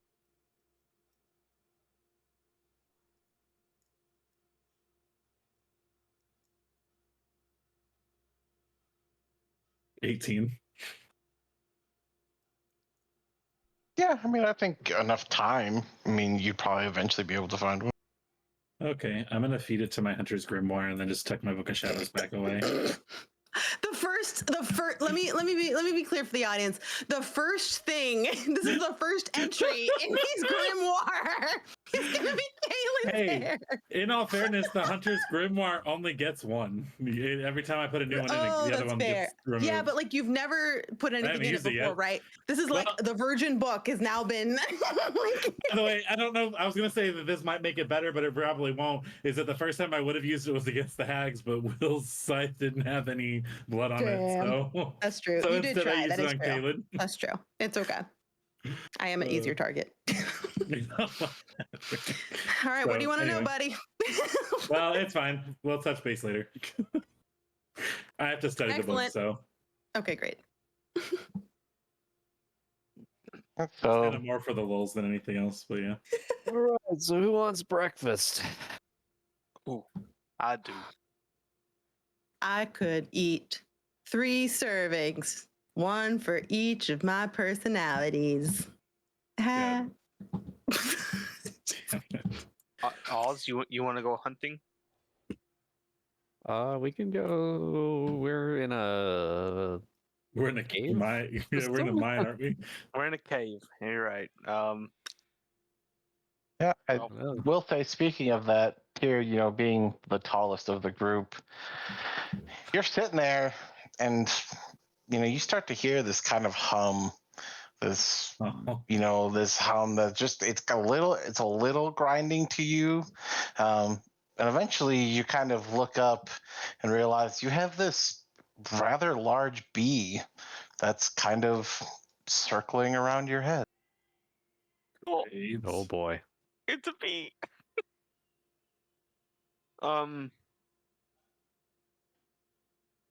Yeah, I'm gonna like talk. maybe I'm gonna try and talk to it first to see if it's sensual. Is it a sexy bee? Did you ask if it was sexual? Oh, sentient. This is a sensual bee. Oh, can this thing just imagine this bee with like just the like Yeah. lace frost, but covering all of its little. Oh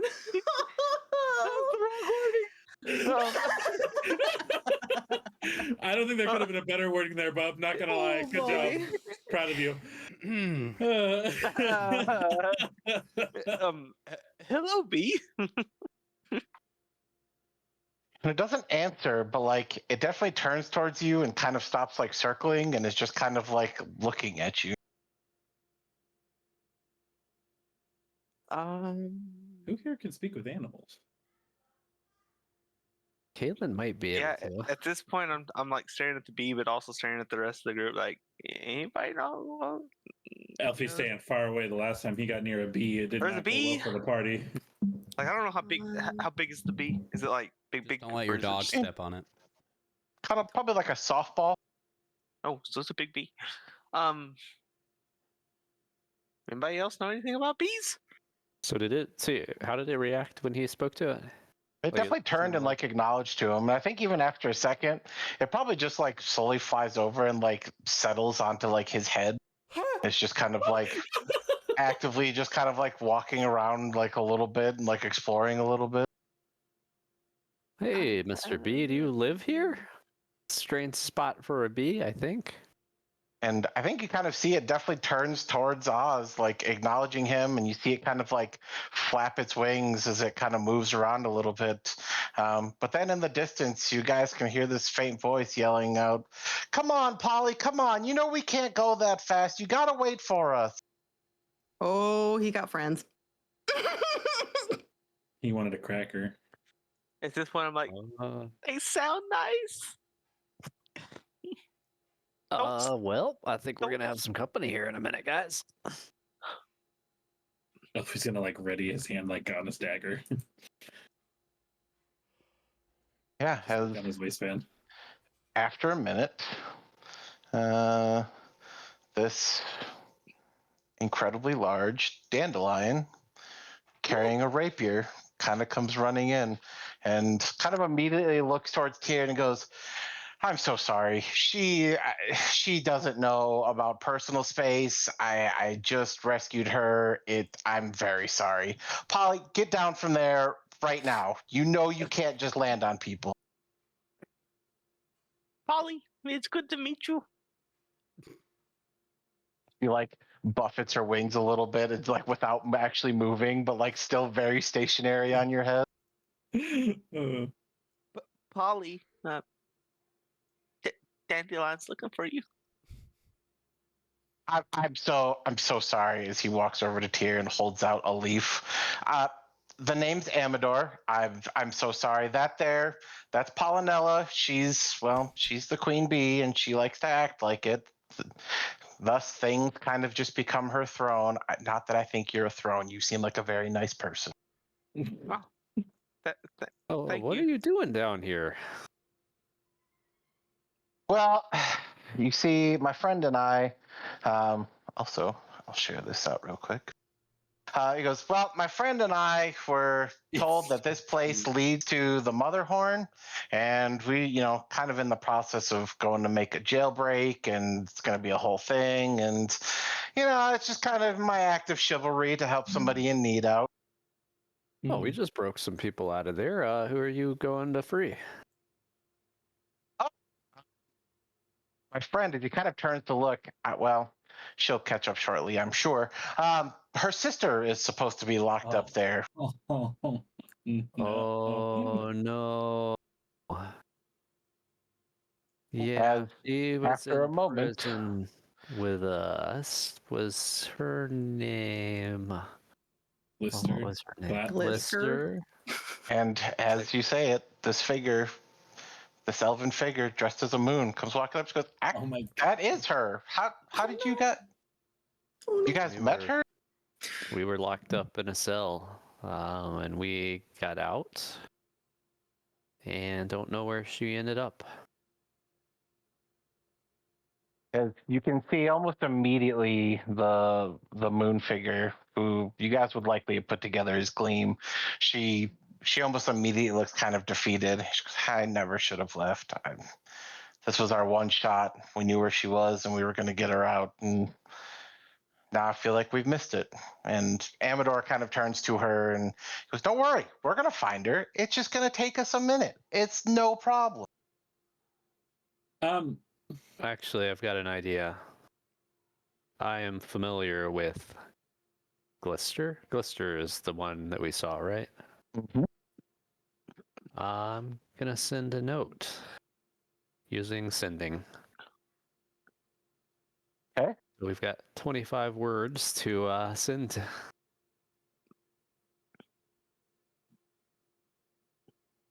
911, it's real bad.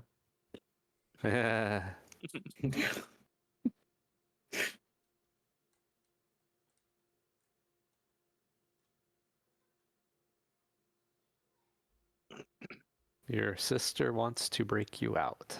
As help. Where are you? Nice. 12 And words. I think a minute passes, and she says, I already left.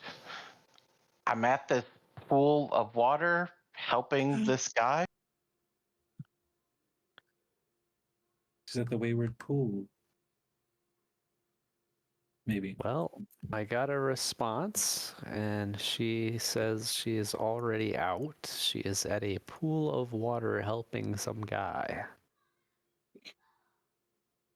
As you guys watch Amador kind of like furrow a leaf, like on his would-be chin, albeit he has no face. He goes, pool of water. Well, around these parts, there's not a whole lot of water. I mean, there's the lake between the mine and Lockberry Henge, and then there's the pool at the Fay Beacons. I don't know about any other like large pools of water. I guess there's the Wayward Pool in Thither, and I guess Hither's kind of like, one big pool of water. There's kind of water all over the place there, but like, there's the stream at the palace. But like, did she say anything about who the guy is? No, she didn't give me a lot of detail there. Sounded like she was safe, though, at least. How? She If- couldn't have went far, right? Because we just got out of there, and she didn't have much of a head start on us. So maybe whatever Yeah, the closest just- pool of water is. I got a question. You seem to know the area pretty good.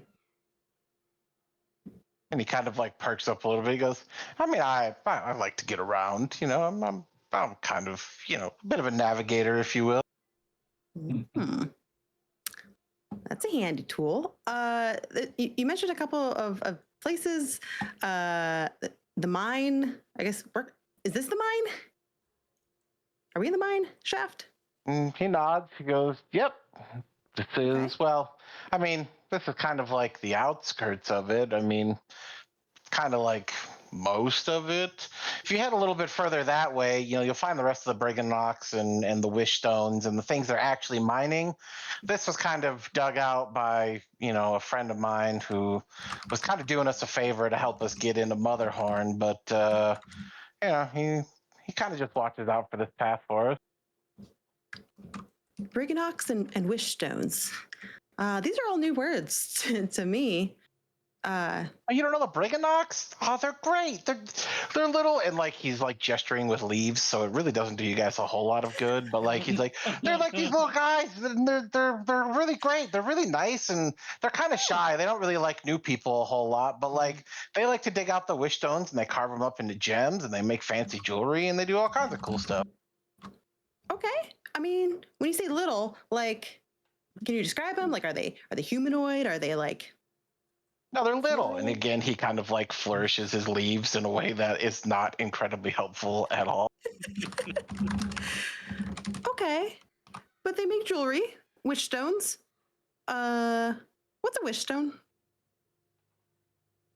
You don't know about the wish stones? Well, the wish stones, you see, a wish stone is like if somebody in a different plane makes a wish, and like they really wish at something, and like they do something that would like let them make a wish. Like I don't know. They like have a horseshoe, or have a wishbone, or something that will like let them make a wish. Like an actual wish kind of wish. Not like a wasteful kind of wish, but like a real actual wish to like wish on things, right?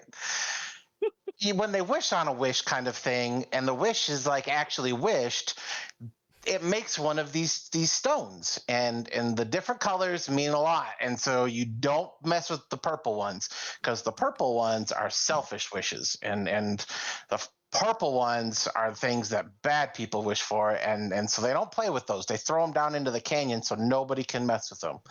But the rest of them are pretty good. And if you find a yellow one, the yellow ones are really good. And he kind of like would be puffs out his chest, because yellow is also kind of my favorite color. But like, listen, the yellow ones are really good because those are the selfless wishes, and like not many people do that. A lot of people wish for some good things, but like they're not always about someone else. And so if you find a yellow one, they're really worth something.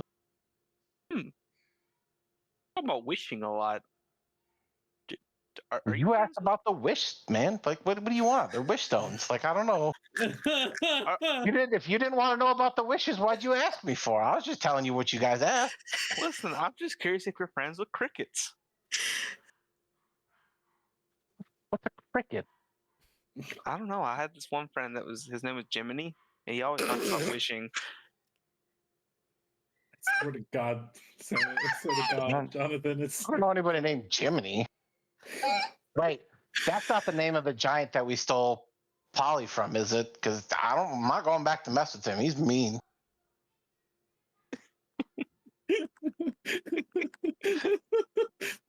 Sorry, pay me no mind.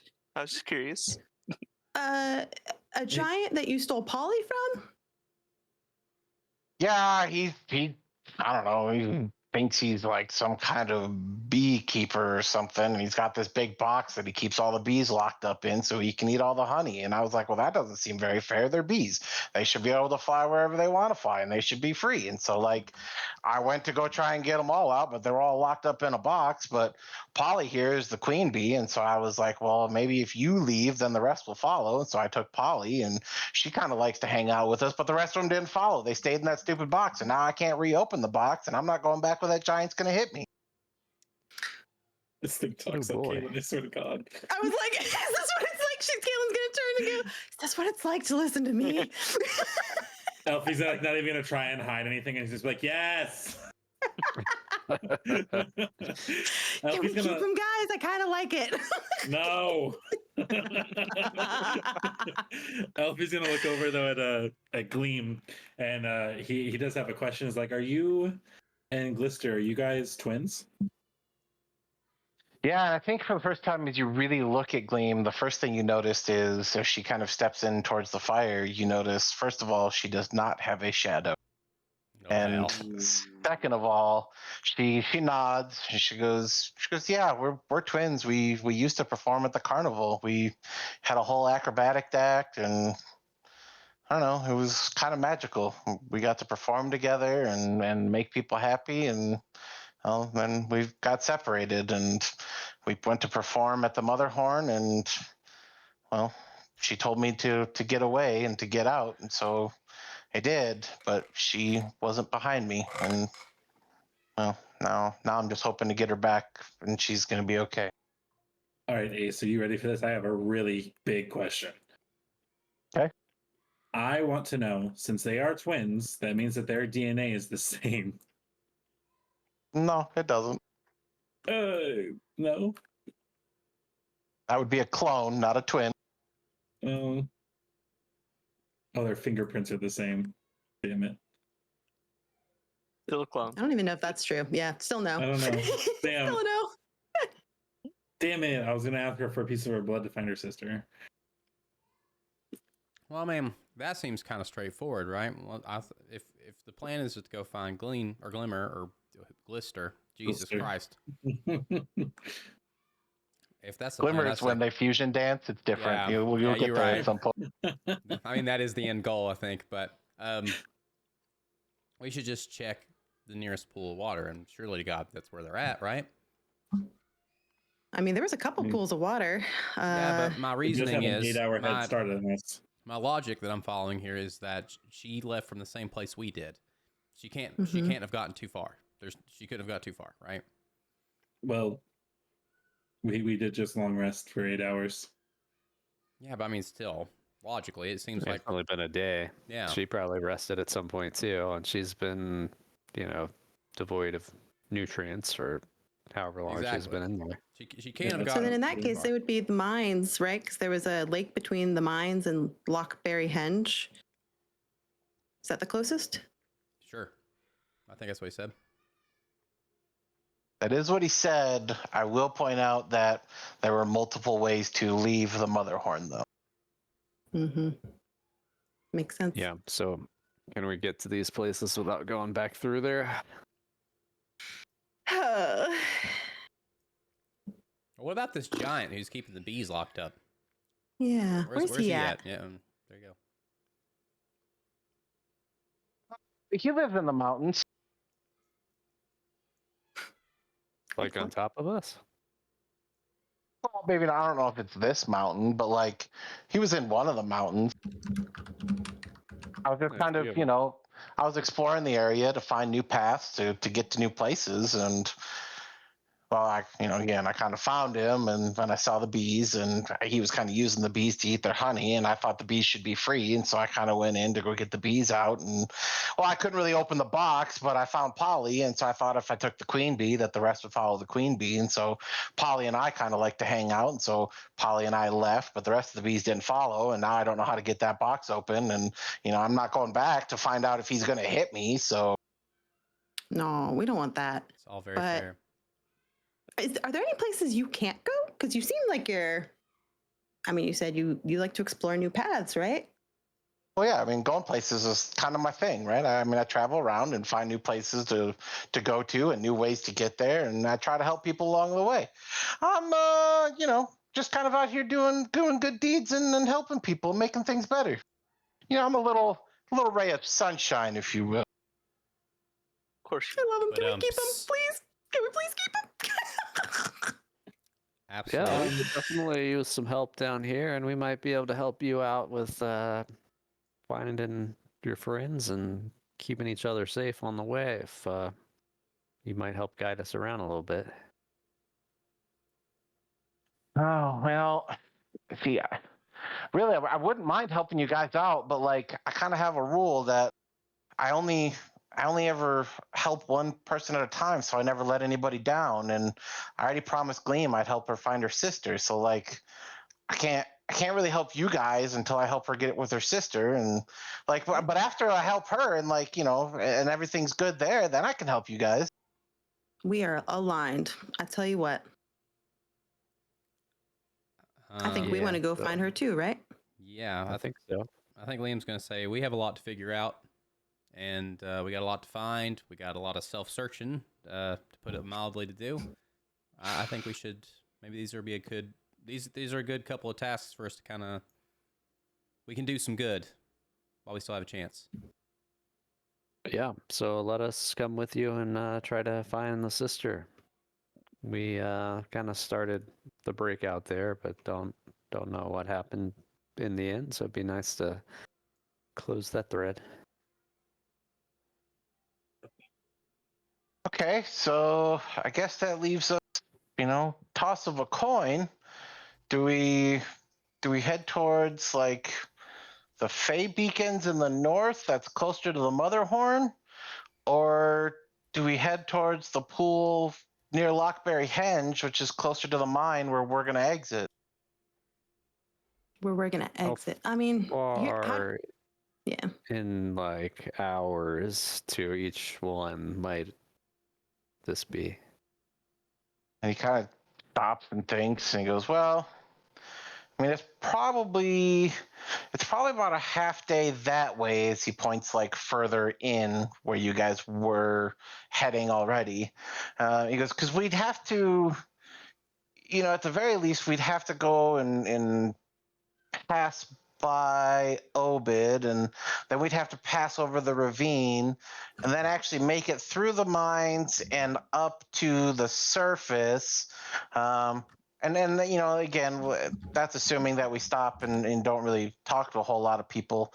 But like, then once we get out of there, if we make our way down the mountain, it's going to take a little bit, and then traveling near to the hedge. I don't know, yeah, maybe a half day or so to go that way. But then if we go back to the Motherhorn, well, I mean, they Here's a told me it question. was. How about what if?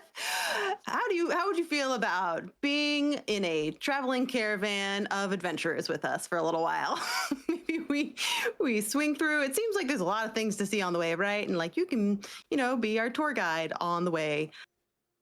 And eventually we'll make it to the Fey Beacons, but it sounds like I would, but like I kind of only, I make one thing at a time. Okay. All right. Is there a question we can ask her to determine where she is at more descriptively? Ask her if there's no, they all have water there. That's not going to help. Oh my god. We got the All water I'm part. saying is I'm not kissing the flower to ground it. Okay. What? That's usually what. The way he kissed you. Yeah. I don't think that's. Oh, I'm not kissing the flower. I get it. He stops and thinks for a minute, and he goes, well, I mean, the Fey Beacons are like these really, really big pillars of rock that circle around the water. But like, if we're talking about Lochberry Henge, like that's got some big pillars of rock too, but it's far off in the distance and doesn't circle around the water. Okay, I got a concern. I heard Fey, and then I heard Circle, and we haven't had great luck thus far with things that were supposed to be beautiful and fantastical and, take us on a fun adventure. What do the Fey Beacons do? Well, I mean, I've been told it's a portal. Oh, great. Excellent. Can you tell us about this portal? Well, I mean, I don't know a whole lot about it. Like, I'm going to be honest. Like, it's not really, my expertise, if you will. I'm more about, like, finding other ways to go to places. And so portals are kind of like cheating, if you ask me, right? Like I kind of don't believe that you just get to go through a portal and get to end up a place. Like, that really seems pretty unfair to everybody else who doesn't get to do that. But there's this guy that I met at the Beacons. I don't know, Prince blah blah blah. I don't remember. He was some boring guy who just like was rambling about things. And when people start to ramble, you just kind of stop paying attention after a little while and don't really think about what they're saying. Anyway, this guy is apparently not from. This guy's apparently not from this plane, and so like he was trying to go home or something, and Endelin told him that he could use the Fey Beacons to open a portal to go home, but like he has to light all of the beacons at one time. And this guy was telling me this whole thing that like every day he walks all the way to the top of one of the beacons, lights the fire, and then comes back down, and then these like horrible like bird things come in and put the fire out and laugh at him. And like I really wanted to help him, but like I was already, gonna help Gleam, and so like I only do one thing at a time. So like I couldn't like stop and help him. But like I kind of talked about going back to help him at some point, but like I don't know. Hopefully he's got it figured out by then. Okay, so maybe ask let's about go the there. fate. Yeah, let's. Well, I thought. Never mind. That's All right, real quick. I'm with You said if you light all the fires, the beacon can send you out of the Feywild? He kind of nods. He goes, yeah, that's what he told me. I mean, he said that basically if you light all the fires at the same time, then it opens a portal to wherever you're thinking of. And all you got to do is go through it and you get to leave. Where are the fires at? Well, they're on top of the big pillars. But I mean, like, okay, sorry. My question is, where? Like, are they at the lake? Are they somewhere else? Yeah, I mean, the pillars go all the way around the lake. And there's a fire on each pillar. Which lake? Yep. I may have missed it. The lake at the Fey Beacons. Is this the Wayward Lake? No. There's no.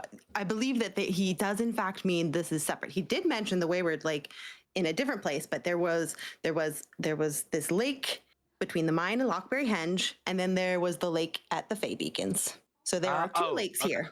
Okay. There are two lakes here. Thanks, Sorry Woman. You're welcome. So, I'm really good at and maps. Just as a quick, when traveling to these two places, will we pass by one to get to the other? That's what it sounded like. Well, I mean, if we take the long way around, we could go past the one by Lockberry Henge and get to the one by the Fey Beacons. But that'd be the long way around. If the shorter way would be to go back through the Motherhorn and go out the front door and then make our way to the beacons from there. Okay, so hear me out. We need to go the long way. Oh, well, We're not okay. We're not very welcome at the but... Motherhorn anymore. I don't think. What do you know the path through the Motherhorn? Well, no, I mean I've never been there, but I've seen it from the outside a couple times. If you don't know, we gotta go the long way. Yeah, His shoulders kind of drop a little bit. He goes, I'm pretty good at finding the way, but all right. You might be. Yeah, I believe you. We just they might be a little on guard after our departure. Yeah, if we don't come back with what we promised, they're not going to let us back in. Also, stuff. If you said something, it did not come across. No, I just said, yeah, it's bad. It's real bad. Oh, okay. 911 bad. 911. 911 is real bad. Okay, well, it sounds like we have a plan, and let's go find. Don't worry, I got it. Glisten? No. Gleam. Blister. and Blister. Gleam. Jesus Christ. Why can I not remember this chick's got it. name? Okay. I thought you were talking about the one we were around. My bad. Cool. As much. All right. Can I ask one question? And just not to be that guy, are they identical twins? I mean, Or are they arguably in look, sure. Listen, DNA is still DNA. Yeah, identical twins share DNA because they are fertilized in one egg. That's why I was asking. I knew that I was right that that a set of twins shares DNA because I am a twin. You're a They- twin? Yeah. What? Yeah, I looked it up. Reveal. So you're okay. So I you're looked it out in a up. way, but I mean, it's still Identical not twins come in the same egg and the same sperm, and therefore share identical DNA. For identical twins to have different blood types, something needs to happen to one twin's DNA, but they are specifically the same DNA. But I don't know if they're identical or not. That's what I was asking. Damn, bub, you fighting the DM now. No, I'm not trying to fight it. I just was asking because it's I knew that they shared DNA. I'd like the same DNA, so I didn't know if it would work.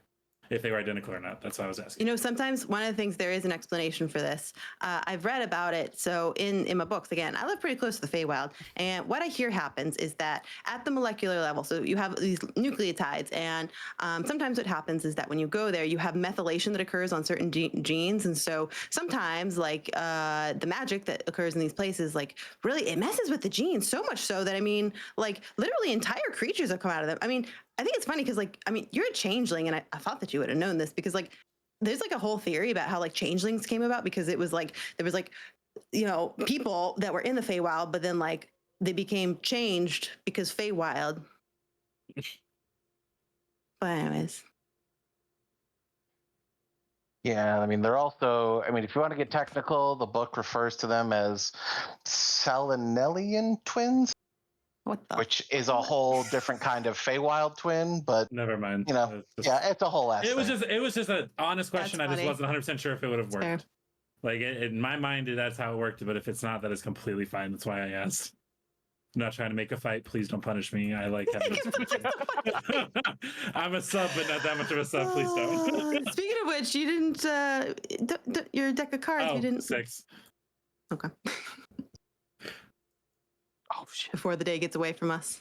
I forgot. I know we woke up and had a lot going on. Sure. Righto. How many? Go. Well, We. yeah, we're going the long way around. Whatever that means. Unless Me. you guys want to sprint through the mother horn. Elfie like looks at his little legs, be like, "No, not I going to get mean, there." hear me out. If we're going to a place that can send a person back to where they came from, I would love to go back through the mother horn, but I don't think it's the best idea. All right, well, let's move fast. We'll save him eventually, Liam. And he kind of like a little rejected. Amador's like, all right, well, let's go. Obed's going to be so disappointed in us. Who? Obed. Why? Well, he made this whole tunnel because we had this really cool escape plan, and now we didn't even make it all the way, and we're turning around to go back, and he's we got he's out gonna through this lecture great me. Tunnel. Secret Is Obed locked in tunnels. there? Thank you for No, guiding us but- out on our escape. I can just see it. He's gonna give me that look that he has, and okay, let's go. Just tell him you saved us. I mean, what is Obed? Well, I mean, Ovid? Obed. No, not COVID. No. Sorry, I didn't say Ovid. Like Ovid. OBID is what I Obed. wrote. OBID, correct. Yes. Obed. That's a terrible thing at my work, by the way. COVID? It was No. terrible for a few people. Yeah. Ovid. OVID was sorry. It honestly, Ovid Project Ovid was a thing where they let like thousands of people go at my job. Oh shit. Oh Jesus! Yeah. But anyways, sorry. More real Man. trauma added to the D&D I know, right? campaign. We're like- Yeah. Well, you said Yeah. I wanted. I'm like, The oh revealing damn. episode. And that's when Okay, Tyr yeah. learned that he got his separation letter. Okay, goes, pull "Well, time. Obed's this old briganock who dug out this place for us. He and Keg are kind of a pair, and they watch out for this to make sure nobody comes walking in here now. But like, he's gonna give me that look. Hey, the look. Like he's not mad, but he's just disappointed. Oh, Yeah. I really do, buddy. okay. I mean, Alright. is like we're not that far from the mine. Like we didn't walk that long. Like, is he at the entrance of the mother? Like, I just don't want to go in, right? Well, no, I mean he's guarding the bridge on the other side of the mine that we're gonna have to cross just to get out of here. I mean, he's a nice guy. He's gonna give me that look, and he's gonna Listen, feel real bad. We'll tell Obed that his work did not go underappreciated. We used it to get out, so we got your back, homie. Okay, all right. Okay, let's do this. And I think he kind of starts to walk off. And I'm not going to make a whole new map screen for this, but after a while, you guys do come up upon this long bridge that extends over this kind of huge canyon, and you can see this like very faint purple glow coming from beneath it, and you hear like this faint pitter patter of hooves on stone. And just as you guys kind of round the edge, there's enough firelight to show you guys that there's this tiny pony. And I mean, this is, definitely like probably knee high to most of you. I mean, it is a very small pony that very much has a house on the back of it. And on the back of this house, there's, a little tiny rocking chair with this little briganock sitting in the rocking chair on the front of his porch. Oh my god! And I will share. He's gonna yell I at was us to really get off hoping his that was lawn. pretty It's gonna sweet. be real bad. Let me pull. I'll show this picture first. Is that a little pig in there? What is it? Oh, that would be a briganock, and Oh, the briganock. that'll kind of show you the scale of how big these things are. And this is a briganock up close. He's definitely really gonna yell at us to get off his lawn. It's so cute though. I think as you guys get a little bit closer, like Amador starts to kind of drag his feet a little bit and is like slowly like trying to work his way to the back of the group, so like he doesn't have to be the first person in front of everybody. And I think like after a minute, the pony stops and you hear like this yelling, like kind of triumphant voice, but like the volume of it is way down. And he goes, hey, what are you guys doing here? Nobody's allowed past this point. Hey, you must be Ovid. Thank you for building the tunnels so we could get out of the mother horn. He kind of like dismissively waves. They weren't made for you. They were supposed to be for someone else. Damn. Well, sorry to disappoint, but they came in very handy. He sits back into his rocking chair and like starts rocking, and you can see this faint little like orb that seems to be kind of floating around him. He goes, yeah, well, I'm glad it worked for you, but go on and get out of here before trouble follows you guys. Listen, I'm retired. I don't need none of that anymore. We kind of need to go this way. There's a pool or something that we're looking for. This one's sister. What? As like you've now pointed out, Gleam. Amador, you just told me you were going to the Mother Horn. What are you doing back here? I thought you guys were going on a rescue mission. I'm real sorry, Ovid. Listen. We're gonna go. As like he's already like making a break for the bridge. Like he has left you guys. He is heading for this rope bridge. Like he is moving it. Time out. We're gonna get it done. I promise. Just don't worry. It's fine. As he's like making his way across this bridge, and you see this little Briganock just kind of shaking his head. He goes, you know, he's gonna get himself in more trouble. Listen, you lot better be careful following him around. How he's made it this far in life, I'm frankly not sure. But wherever he goes, somehow trouble ends up following him. Unfortunately, we may be the trouble following him. Listen, I need you to know that he kept to his word. The only reason that we're going this way is going through the Mother Horn is a no-go right now. The hag lives up there in a real bad mood. Maybe related to the state we left things in. But he is keeping to his word and trying to find this one's sister. So, just for the record. He kind of nods, rocking in his chair for a second. He goes, well, listen. I can't get around like I used to. I spent a lot of time building this here mine. If you guys go back to the Mother Horn, and he kind of looks around, almost as if he's trying to hide something a little bit. He goes, if you guys go back there, keep an eye out, would you? Bitter End, she took one of us, and he's a good friend of mine. He's a hell of an inventor, real crafty sort. But she took him, and we ain't heard head or tails from him since. And I'll be honest, I'm a little worried about him. Okay, Bitter End. Who's that? That's what they call that old hag, Endlin Moongrave. Oh, interesting. Yeah, that makes sense. Got it. So another person of your sort, yeah?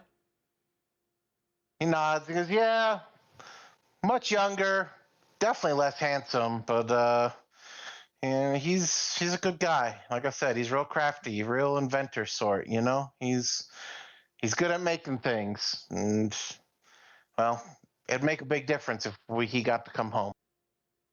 You I know, wonder if they put him to work in the workshop. We didn't see him in the prison, so he must be doing something there. yeah, and just if he's a real inventor sort, you wouldn't think that he has a way to break some chains that have some runes on it, do you? Kind of nods. He goes, listen, if anybody could do it, I mean, give him a minute. I'm sure he could come up with something. Well, we will keep an eye out, my friend. What'd you say his name was? kind of half chuckles to himself. He goes, well, we always called him Bud, but listen, you guys will find him. Yeah. I mean, he seems pretty small. Is there like a defining feature? Like, because I'm guessing he doesn't have a pony that's like really visible. And he kind of takes a second to think, and he goes, there's one thing. You know, I guess I never really thought much about it, but now that I really do, he's something special. You see, old Golmo, he's a little different than us, and he kind of points to this like floating orb that's around him. It's kind of like this faint white bluish orb. And he goes, Bud, he's got one of these, but his is different. See how this one kind of blue? You find Bud, it looks like fire. It's real orange, real yellow, kind of red. It gets real bright when he starts thinking. We always called it his little light bulb, but he sees something else. What is this little light? And he kind of thinks about it, and he goes, well, see us Briganocks, we carry these things around with us. They're kind of I don't know, how would you people say, a spiritual guide, if you will, a representation of those who look after us. Aww. I got one of those inside of me. His eyes get real big. He goes, you telling me you some kind of Briganock? No, but I am an Eberonite. Okay, don't make up words just to make fun of me, okay? Either move along or, do me a favor, okay?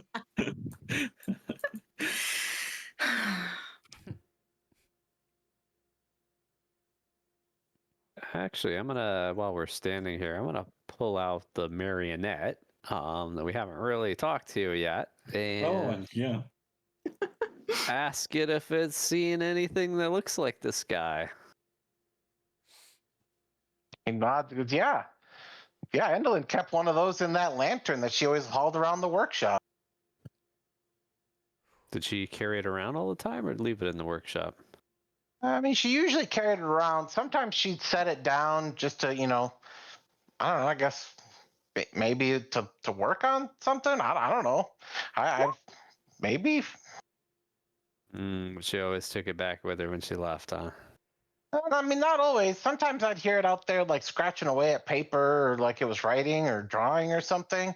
But and he kind of gestures to the wires that are all like kind of tangled around it, so like it's kind of bound right now.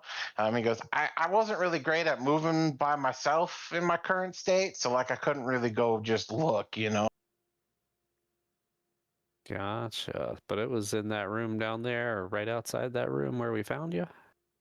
Yeah, well, sometimes I'd see her. She'd, walk by the door to the storeroom there, and I'd see her holding it and telling it what to do. But, I never saw what was happening outside there beyond that. All right, man. Well, how you feeling? You good with just getting carried around by us? I mean, as long as you're not going back to the Motherhorn, I'm cool with that. All right, cool. Well, just let us know if you need anything. Well, as he kind of like shifts a little bit, and like this tangle of wires, like the marionette wires that are all around him. If you, any of you are really good with knots, and like, wanted to do me a solid, I mean, take a little while, but like that'd be kind of cool. All right, we can give it a shot. Maybe camp tonight. Spend a little time on it. Yeah, if you guys are busy, that's fine. I'll hang out for a while. It's fine. Spent the better part of my childhood untangling fishing line. So I'm sure we can get it out.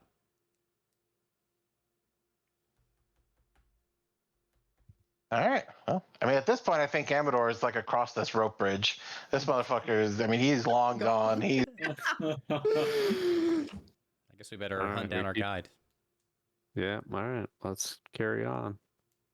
Yeah, and as you guys make your way over this rope bridge, it's pretty solid. I mean, it's a rope bridge, so I do think you get the idea that, like, if worse came to worse, you could, cut it or whatever. But like, it's pretty solid, and as you do, you pass over and you are able to look down and see there are just thousands of these small blue gems that are kind of setting at the bottom of this ravine, and I think as you kind of look, they from where you're at, they look like small gems. But I think specifically, the more you look, you realize that it's just that far down that there's so many of these things. As you guys press a little further on into the mine, there's no real firelight, but you do start to find the walls are glowing various colors: blues, reds, the occasional like orangish color. And it's like real pin drop quiet. Like there's really nobody seemingly there. But like as you look around, you see each of these little gems are like partially excavated. Like somebody has been digging at them for some time now. Can I roll an investigation check to see if we see any wish stones? Like exposed wish stones? 11. Yeah, I mean, I'm going to give you the benefit of the doubt, as even with an 11, these kind of glowing gems in the wall are likely the wish stones that he had been describing earlier. If you guys Are used a there wish any- stone, oh, go ahead. Are there any yellow ones around? That's funny. So Liam was going to ask, what color do you guys think your wish stone would be? Seeing as it was Oz's wish, it's probably yellow. That 'Cause Oz that's wished not for me. really what I meant. It was more of a hypothetical, but I do like that you went the practical way with that. I don't know what you meant otherwise. I mean, like, It's like if you got a wish, yeah. what color would your wish stone Oh. be? Like, Huh. if your aura would be a color, what color would your aura be? Yeah, don't you know that Liam's super into astrology? Come on. I mean, he's into astrologist. I don't know about astrology. Yeah, potato, tomato. Astronomer, astronomy, sir. The star charts, I chart them. It's all scientific. Mine would be purple. Selfish. Oh, that's awful. I don't believe that for a minute. Oh, is that bad? Oh, Yep. yeah. Purple, Yeah, not yeah, bad. it is. It's very bad. Why is it bad? What did I miss? Purple's a Purple are the selfish. selfish ones. Never mind. Yellow is the selfless. I think that's what you're aiming for. Was yellow. Yellow. Thank you. I don't know what. Yep. Yeah, now that I asked it out loud, it does seem like a little bit of a loaded question, huh? My bad. Mine would be red. How was I supposed to know this? What's red mean? Because the color of love and my love.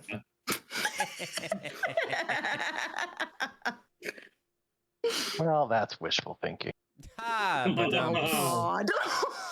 Jesus. thanks for the joke, God. We'll just keep moving right along.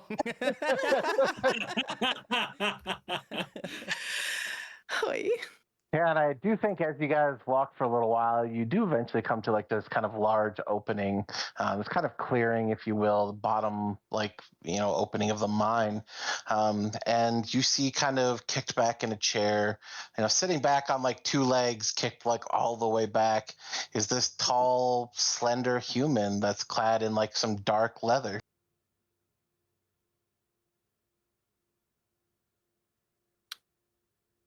Gerard, is that you? Howdy, partner. Go on. Howdy.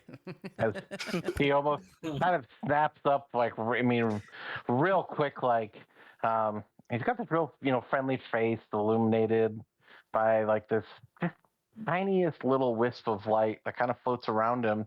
Has walked over and, well, greetings, trespassers. Didn't anyone ever teach you guys to, knock or, at least announce yourselves? We said howdy. Also, there's no door. I'm confused. I don't know. I mean, these parts, they don't take too kindly to strangers. You guys just seem like you kind of just waltzed in here. You didn't even really ask. It's kind of like their home. You guys make a habit of just barging into people's homes. You don't know us at all, but that seems to fit us particularly well. Who's home? You said their home. And she kind of raises a brow a little bit and lets out a little whistle as you see thousands of these little mouse-sized creatures that you now know as Briganocks all kind of like emerge from the shadows as they're like hiding behind rocks and just peering at you guys from the shadows as like they've like very expertly hidden themselves so as not to be seen when you guys came into the area. Oh, there's a little brigand knock on the other side of the rope bridge. We talked to him before we crossed. Obed. Yeah, that guy. She again kind of really furrows her brow. You're telling me old man Obed was just fine with you guys coming across his land over there? Mm-hmm. More or less. Okay, listen, here's the full story. I see you need an explanation. Look, we are on our way to this pool to find this one's sister. We got I'm so sorry, Flower Man, I forgot your name, but he's leading us, and yeah, we're helping people out. We're on an adventure to help people. As again you look, and Amador is like already walking up this like spiral cutout staircase as he's like making his way out of the mine, as he kind of just hollers over the edge. Oh, come on, Oliver, let them go. They got things they gotta do. It's fine. And she kind of like immediately like her head sinks a little bit. She sighs. You know, he just walks in here like he owns the place. Okay, look. Are you guys, gonna hurt anybody on your way out? You're not working for, those others peoples, are you? Listen, unless your last name is Hag Lady, I think that you're pretty safe. Those others. Egg lady? So Well, yeah, That was a joke. I'm sorry. Oh, okay. No, I mean the Corrids, they kind of bully these little guys, and so I try to look out for them. And I kind of feel like as a member of Valor's Call, it's my duty to look out for the little guy. And well, these are about the littlest guys around. Valor's Call. Hey, you know Elkhart, yeah? You see this like real soft smile, this kind of like twinkle in her eye. She goes, "Yeah, I really miss him. I hope he's doing okay." We just, not so long ago... Elkhorn, I'm so sorry. I screw that up every time. I'm so sorry. It's okay. There's Strongheart and Elkhorn. Yeah, I know. Luckily, my better half here has got me on the straight and narrow. We helped him escape from Nightshade's place a while back. I think he's probably looking for you, actually, now that we're talking about it. I mean, he was captured? Oh, that's not good. What about the rest of them? Have the Strongheart and the rest with him? Oh, you don't know. Strongheart's frozen, kind of suspended in air and time right now. I see. She like almost immediately turns her back to you guys as she walks over and throws open a trunk that's on the ground as she like immediately starts strapping like swords and daggers to herself, like very clearly preparing herself. Are you a Mercion or Molliver? Or Ringlrun, for that matter? She kind of calls out over her shoulder. She goes, "I'm Oliver. I've worked with the Call for a while. I didn't know that there was any sort of danger. Usually we go on these missions and we kind of swoop in and things are taken care of before my services are ever needed. So I stopped off on the way in to help these little guys out. I never dreamed that they would actually run into any sort of complication. But if that's the case, then my mind's made up." Okay, well, hold on. I don't know if you plan on like running off to the castle, but that's a really bad plan. And she sighs and she turns, she goes, I don't know what my plan is, but I certainly am not going to sit by knowing they're in trouble. And here I've been just slacking off, watching out for these guys. And that's not to say that they're not worth it, but my friends need me. And I'm not just going to sit here and wait and hope that they're okay. I think we're all on the same side here, but running off and trying to do this on your own's just going to get you killed or frozen like the rest of them. Where is it we left Elk? Elkhorn. It's not Hart. Elkhorn. Horn. Thank you. God damn it. Where did we last see him? He was with He was with Will, right? You think that? I wonder if he's at Little Oak.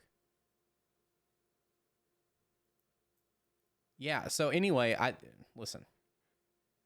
We want to help everybody too, but maybe you should go find Elkhorn. If you feel called to do something, I know that he's gathering forces, and maybe if you guys link up, you'll be better prepared. What I can tell you for sure is that the League seems to be in control of the palace. And so I think that if we're going to go in, we need to do it as a show of force. And I know that I believe you're a rogue, if I took my notes correctly. And I know that your way is one of trying to sneak in and be a little independent. But I think we're going to be better off if we can all go in there together. You see, she takes a minute to think, and she's like really gripping the sword at her belt. Like, just, you can see like her knuckles just really kind of tensing around it. You're probably right. As much as I hate to admit it, I probably wouldn't do a whole lot by myself. All right, I'm gonna go find him. I have to find him, and then hopefully by now he's got a plan, and I can just make myself useful. Yeah, we're kind of trying to take down these same people, so we're on your side. We got your back, and we'll be on standby when the plan comes together. She kind of smiles and reaches down into this trunk as she lifts it out. She goes, listen, I don't know that they're going to be a whole lot of use for you here, but if you guys ever get out of this place, she probably walks over to Oz, who spoke to her last, as she holds out this little satchel, and she kind of splays it open a little bit, and inside seem to be several of these wish stones that have actually been carved down into gems, like actual like gem size.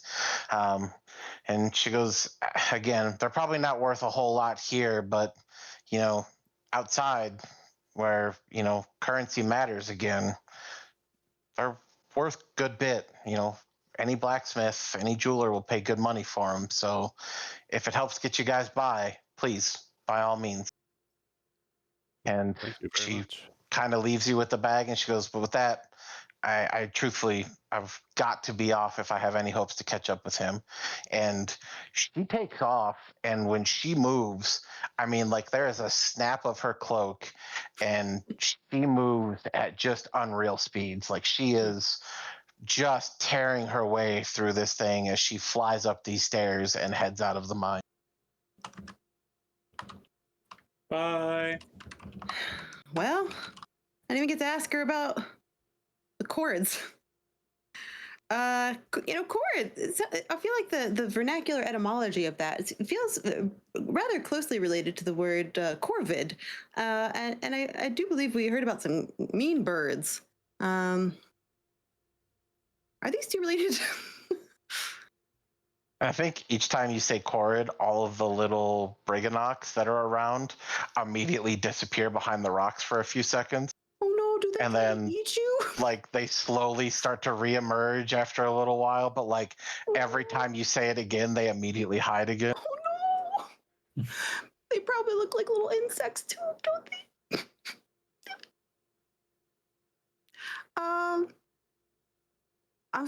I mean, I don't want to traumatize you, but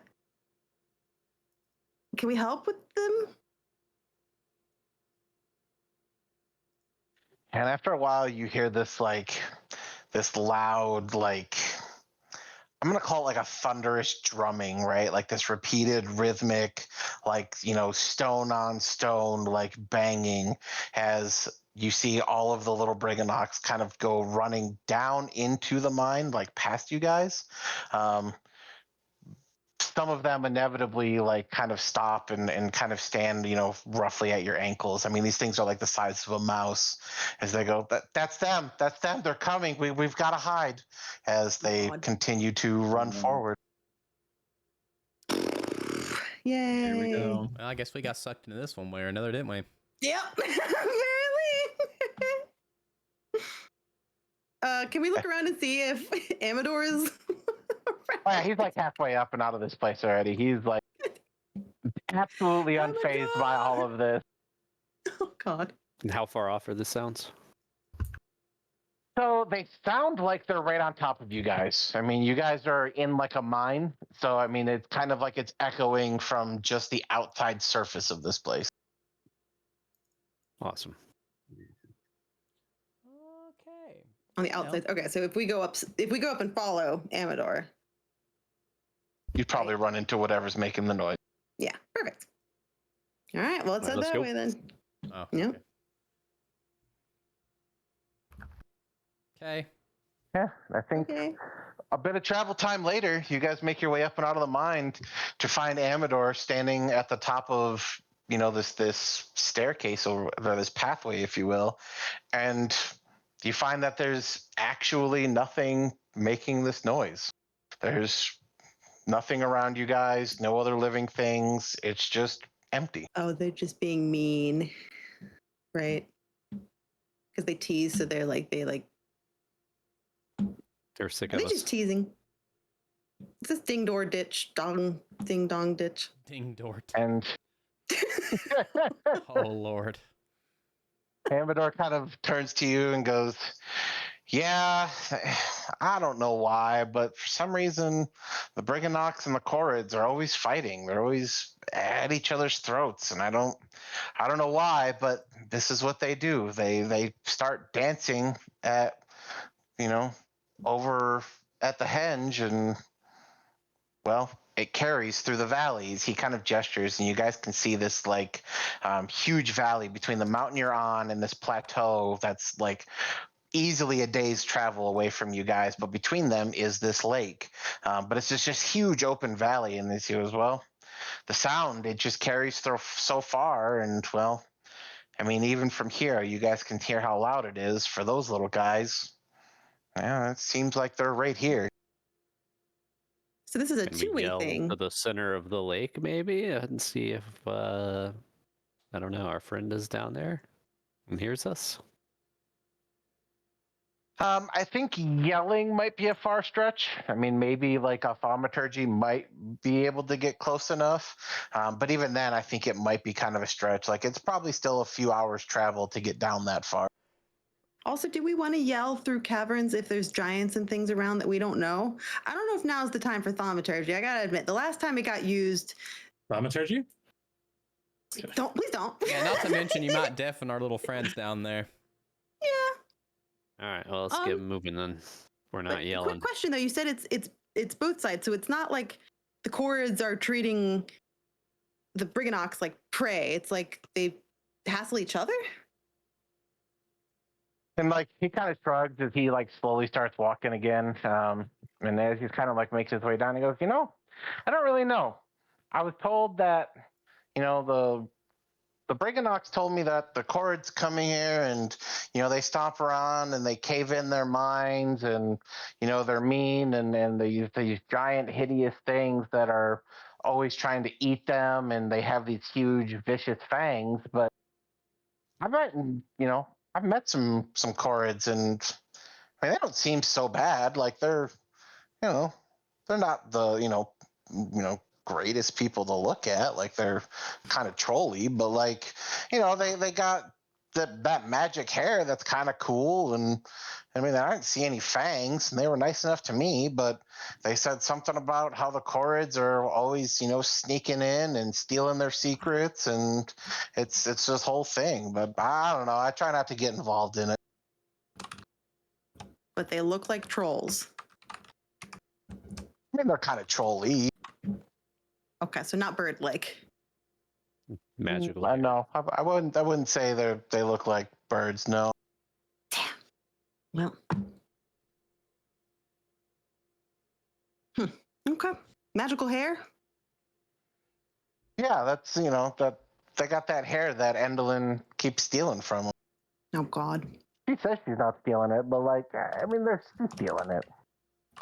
You see, the thing about their hair is if they come in contact with certain minerals, then their hair can take on the property of those minerals. So when she cuts it with iron scissors or steel scissors, the hair then takes on the properties of that iron or that steel. And so she uses that for all of her marionettes so that nobody can cut them and walk off with her thing. Well, it's gonna be pretty hard to unknot. Wow. That's some pretty cool hair. Yeah, it's pretty luscious, honestly. Like I said, it's kind of cool, but I don't know why they're always fighting with each other. They seem like they're all on the same side of things. I don't understand. Well, it's easy to be misunderstood sometimes, and we've certainly had our fair share of misunderstandings, so.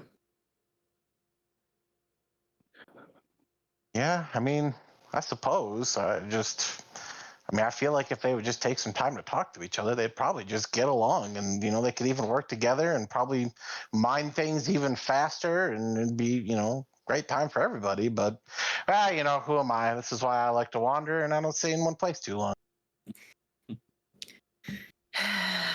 I wish I had a lot of optimism about our negotiation skills, but I got to be real honest.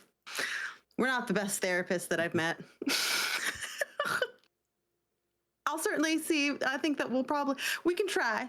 If we run into them, we can certainly try. But we've not been so persuasive up to this point in our journey.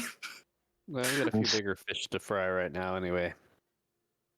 He kind of shrugs. He goes, "Well, I mean, the way I see it, they've lived like that for years. I mean, what's a few more years? It's not my problem to fix."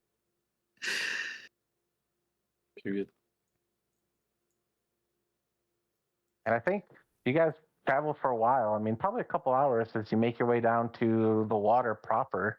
And as you get down to the water line, you do see that there doesn't really seem to be any sort of life around here. You kind of look around, and the water even itself seems incredibly still at this moment. Oh boy! And this is the water. This is the This would be the water, not the Fey beacons. This would be closer to the Henge. Lockberry Henge. We weren't expecting anything here. This was just the one on the long path around. Although, is this the Henge where? Gosh, there was something. I have a note. I swear, Henge came up somewhere else. Oh, this is where the Corrids dance, right? Yeah. So you were kind of told that the Corrids live at Lockberry Henge. And it's super quiet. Currently, it is quiet, actually. Caw-caw!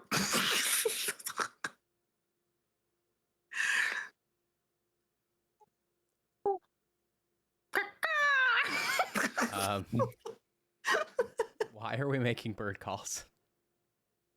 I don't know. We got in trouble for not announcing ourselves before. And apparently this might be the home of some Corrids. So I just want to, just cover our bases, right?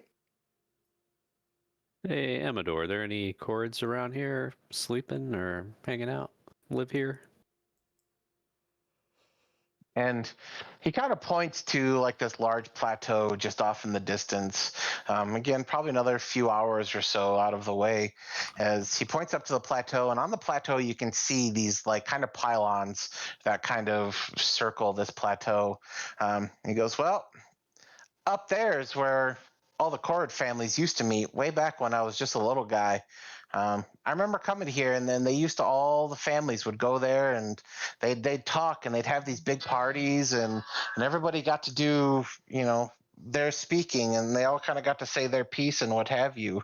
But like, I haven't seen them there in a long, long time.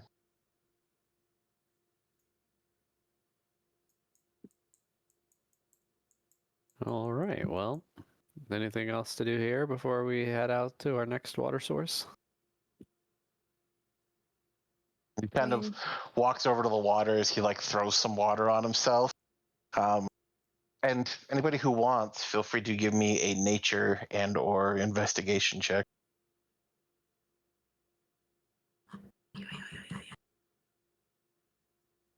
9. These rolls. Swear to God. Where is it? It's my night for bad ones, I'm apparently. gonna do a nat 20. Jesus Christ. Our night though. Okay. Let's go. Kaylin, you start to notice that like some of the outer bits of Amador are starting to shift to that kind of white, pillowy form of dandelion. No. As the seeds are kind of starting to fall off, and he doesn't really seem to notice, but you can definitely tell like it's creeping its way in. And that's as he's pouring the water on himself, or this is separate? No, I think it's kind of separate. I do think it's kind of more like for the first time, you guys see him like actively take a break, which just seems a little out of character for him. Like usually he's been go, go, go, but for the first time he stops and kind of splashes some water on himself to refresh himself a little bit. And in that moment, as you guys kind of stop and out in the quote unquote light of this area, of which, mind you, I should point out now that you guys are actually outside, there is no moon, but it is constant nighttime. Stars constantly above, storms kind of off and on, but there is enough kind of light in the area that you can see this kind of creeping aging sign that's kind of slowly working its way in. An aging sign? Yeah, I mean, like I said, you can see like what would be the top of this dandelion is kind of working its way more towards like the white seeds of a dandelion as they get older and would turn into kind of the the pillowy kind of seeds that would blow away. Hey, buddy, you feeling okay? Does this happen? You're looking a little pale. Kind of takes a second. He goes, I mean, I guess I'm feeling a little tired, but does what specifically happen? Like your face turns into seeds that like have a tendency to like blow off into the distance and go into the great beyond. Huh. I don't remember anything like that ever happening, but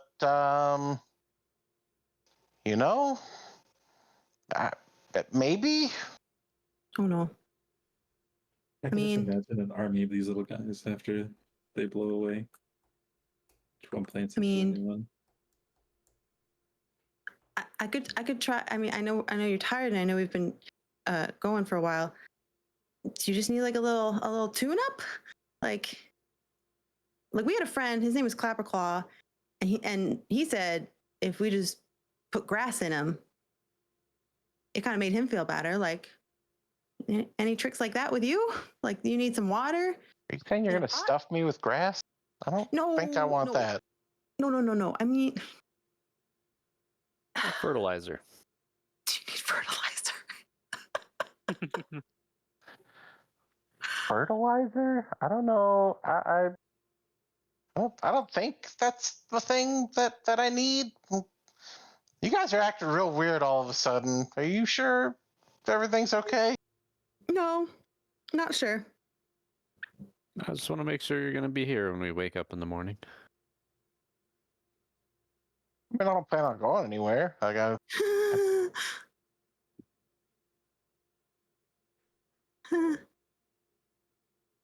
Hey, Gleam, is this a normal occurrence? Like, have you noticed this as you've been traveling with him at all? She kind of shakes her head a little bit and she goes, I'm going to be honest.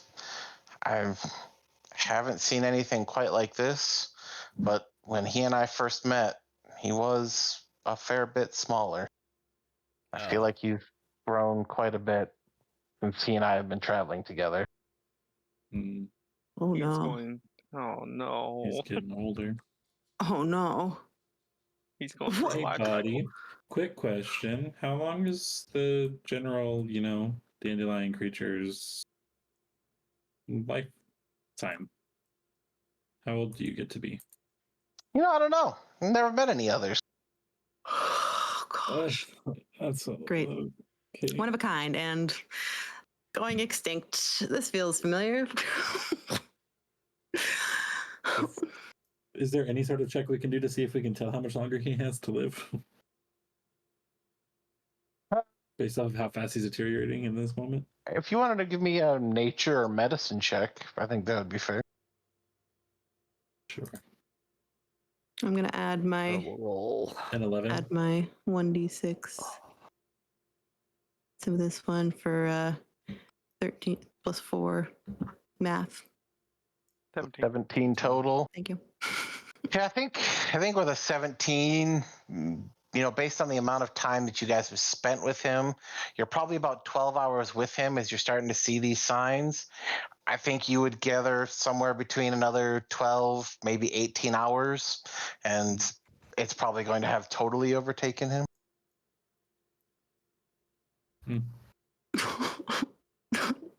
Well, William? My dandelion friend. Okay. Oh God. I don't know what you do, because healing spells don't stop aging stuff. It's what? Is it because you need sunlight?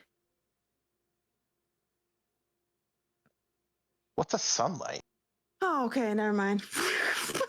I don't know, where there's I don't know, is photosynthesis a thing here? Photo what? Are you trying to take a picture? Can I? Because I'm afraid that's all I'm gonna have left soon.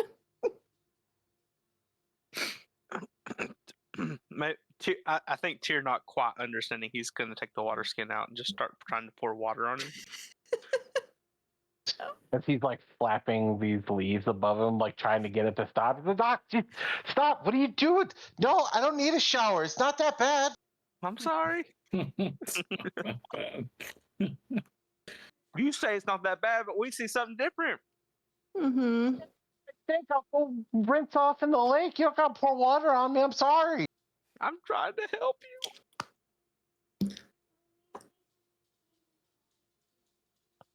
I don't know what to do. I'm out of ideas. I don't know what's wrong with you, buddy. I don't know how to stop the flow of time. I mean, I know one place All we we put him. are is dust in the wind. I mean, if we send him to the castle, he'd be What? frozen in time. Oh, the castle. Oh, God, no. Mm-mm. I got no idea. Yeah, that we can. This is just natural, apparently.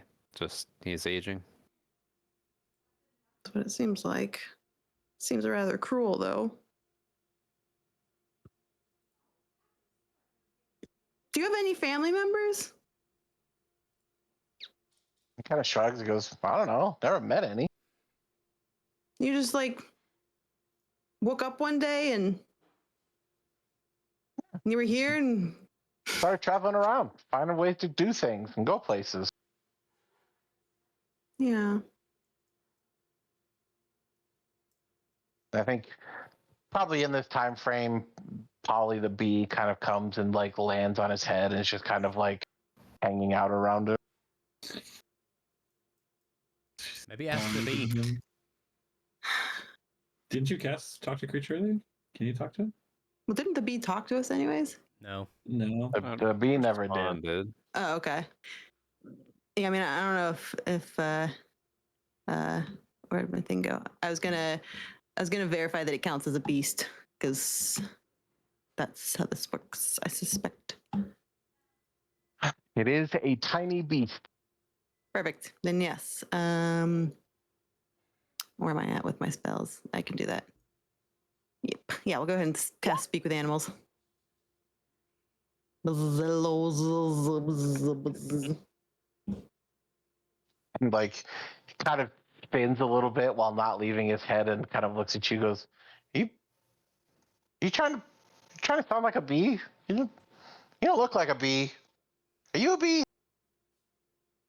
I could be what you want me to be if bees friends, we bees.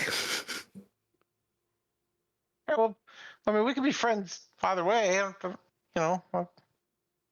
know why you gotta like pretend to be a bee to be my friend. I'll be friends with lots of people. Amador and I are friends. Yeah, about that. Any ideas what's going on with our buddy here? Cause he looking a little rough. I mean, that's just kind of what they do. Like at some point, he'll turn, be like all seeds, and usually I fly around and I try and pick up some of the seeds, and I'll fly off and find some dirt somewhere and land for a little while, and the seeds, sometimes they grow, sometimes they don't. Does he come back the same, or is it a different one, different person? Oh, I can't I talk to mean, him. But kind of usually comes back. Just takes them a little while to grow and remember things. all Okay, right, well, so- we got some gardening to do in our future, it seems. Sure does. What, I don't know. Man. Oh. That's all I gotta say. Should I not try and carry his seeds around? I feel like I did a bad thing now. No, No, you did a great thing. You're doing a great thing. It's just Okay, well, I mean, I guess I'll keep doing that then. I don't know. You guys are making me real nervous right now. I don't really like it. No, I'm not. It's not great. I'm sorry. We've dealt with a lot of loss and like beautiful things that we love and that we're like really close to telling us our true names and our true identities and a little bit more about ourselves. Just sometimes it really quickly die or nearly do beside us, and it makes us concerned. And we thought that was happening here, but I guess it's just the circle of life. I mean, like I said, he's going to come back. It'll just probably take him, a few days at least to remember, like, any of the things and stuff. Like, usually as he gets older, he gets more and more of his memories, and he doesn't really understand. He always thinks that like he did all these travels in like a couple days before it happens again.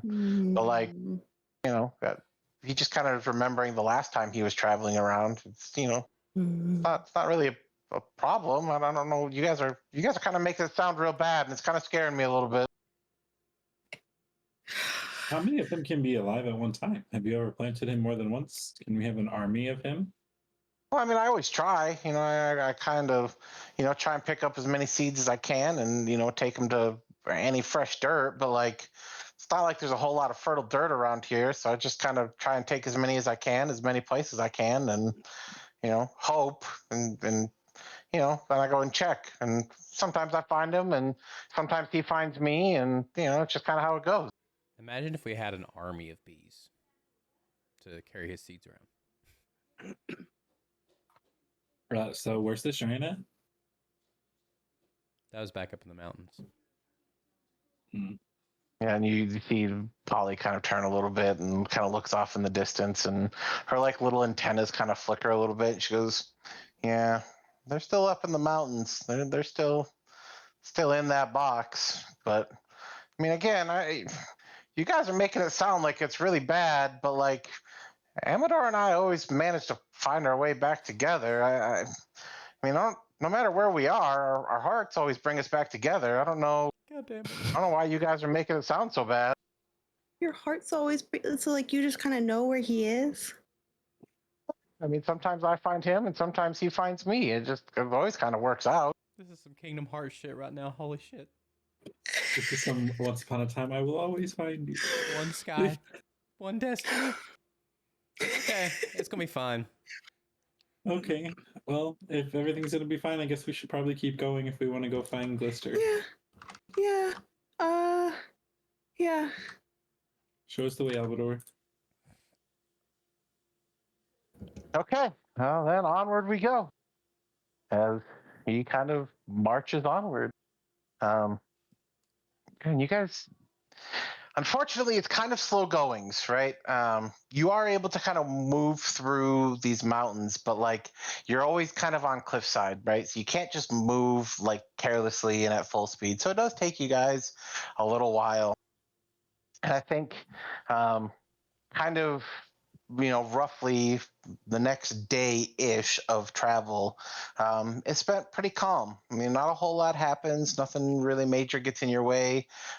You do kind of get to the top of some of these mountains, and you see several more of these kind of lightning rods that are in the distance. You never get really close to one, but you see these various celestial lightning rods. Some have suns, some have moons, but they're all like at the various peaks of these mountains. And you watch that, like as storms kind of pass over, they strike these lightning rods, and they seem to channel the energy somewhere. Where specifically, can't really tell, but like they do seem like they're there for a purpose. Wait, we have heard of That this. said, after a while, you guys do come across this second pool of water. Around this time, there's not a whole lot of yellow left with Amador. It seems to be mostly worn out as he kind of stops and sits at a rock, probably a few 100 feet or so away from the pool itself. And you can tell he's a little winded, right? He's a little worn out, but he kind of gestures ahead. He goes, "Oh, the Fey beacons are just up ahead, but I'm not gonna lie to you guys. I gotta rest a second. I'm feeling pretty worn out." See you on the other side, buddy. Damn. Yep, the other side of the beacons. I mean, okay, I'll walk over there, but I gotta rest a second. We've been going for a minute. Yeah. We have.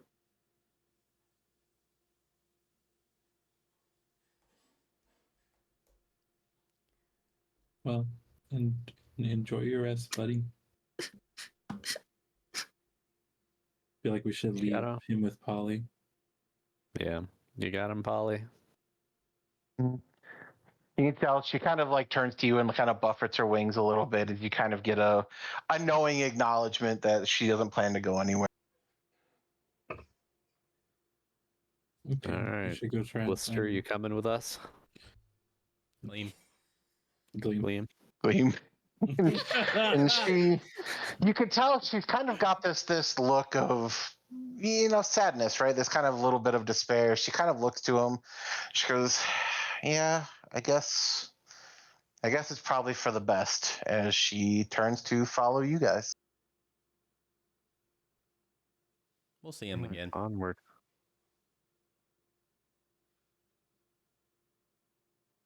I hope so. Hopefully we'll see a lot of little hymns running around all at once, all babbling over each other.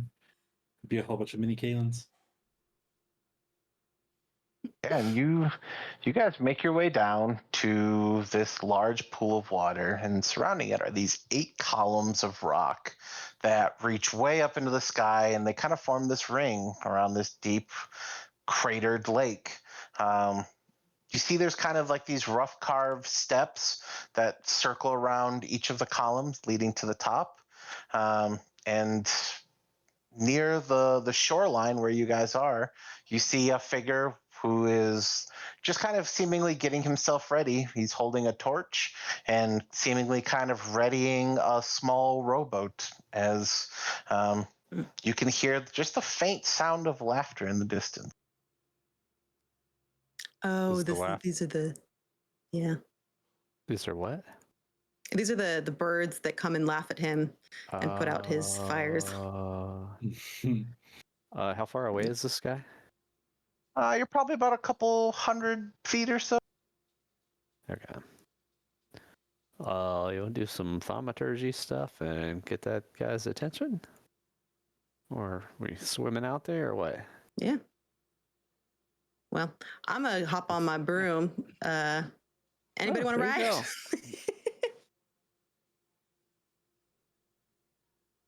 Yeah, Like, nobody All right, else Liam, get on. Elfie's gonna cast Elemental Gift for flight so that he can fly over. Nice. Away we go. Yes. How Alright, heavy let's is do it. Oz? With my gear, It was just like average, like how much of a strength check do I need to be able to carry you is the question. yeah, no, I think I'm going with Caitlin unless somebody else decided to jump on Oh, there. I thought Liam got on with it. Oh, I said I Oh, did did say you? Liam, but yeah. I can carry Liam once, and then I could probably carry us. Yeah, I mean, I'm 75 pounds of gear and Holy moly. Yeah, you know. close to Yeah. 200 pounds. Yeah. Damn. Yeah, Elfie looks down at his like twig arms and goes, "Yeah, I don't think so, All right, well, buddy." Gear and I'll hang back. Yep. No, I'll just hang Start up. Jump swimming if we have to. When you guys have the sending stone, right? Well, I think I have it. We'll give it to them. Elfie just tosses it over to Oz. Here you go, buddy. All right, Remember, I got it. 911. It's real bad. 911. Wait, should we remember that one? Off we go. Hey. Yeah. And are you guys heading towards him or? Yeah. Probably. Yes, sir. Probably. Yeah. And I think you guys, like, as you kind of approach, he stops for a moment and kind of just leans against his boat and kind of waits for you guys to get up close enough before he waves and he goes, "Oh, new faces. I haven't seen you guys around here before." I'm confused. Am I frozen or are we on a new map or no? No. No. Okay. I could make a map for it. I don't think you guys will No, need no. one, but No, you're good. You're good. I just was making sure I wasn't missing something. That's all. Because I just switched back to the screen. Yeah, we are new. We're looking for somebody around these here parts. Got any friends around that aren't trying to harass you? he kind of looks real rejected in the moment. He goes, "No, honestly, I kind of wish I had some friends. This is kind of seeming a little impossible, but I guess it's not going to deter me or make me give up." Well, we could be your friends. And he kind of looks a little taken aback. He goes, like just because, like, you guys don't need anything for it or like anything like that? I got one question before I have more. Okay. Do you know a Sir Talavar? Well, no. I mean, maybe that's like one of my father's knights back home. It doesn't sound familiar. He sure was a knight. He sure was. He was a really good one. Are you from the Sealy Court? The Sealy Court? No, I don't think so. It doesn't sound like anything I've ever heard before. Oh. But you're a prince?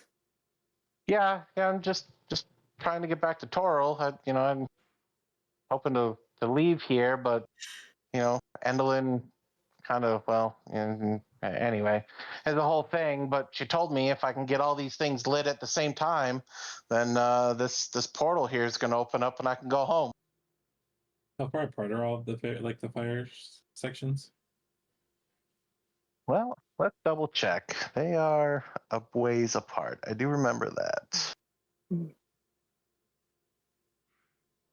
Toril, is that kind of like a planet like Faerun is?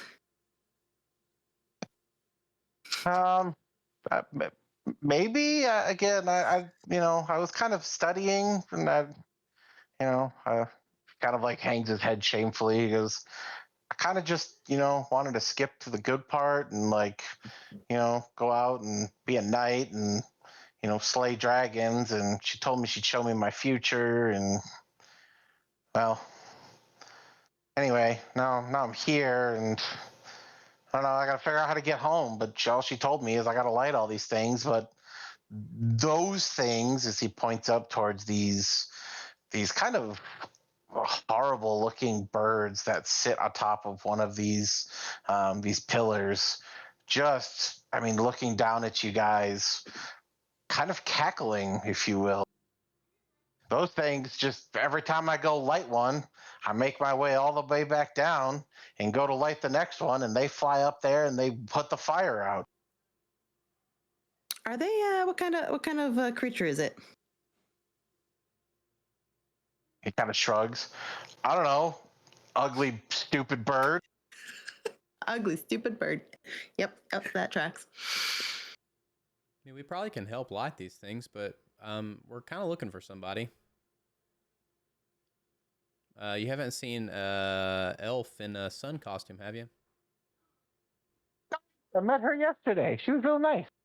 Oh gosh. Great. Where's she at? She said she was looking for her sister wearing a moon. Hey, are you her sister?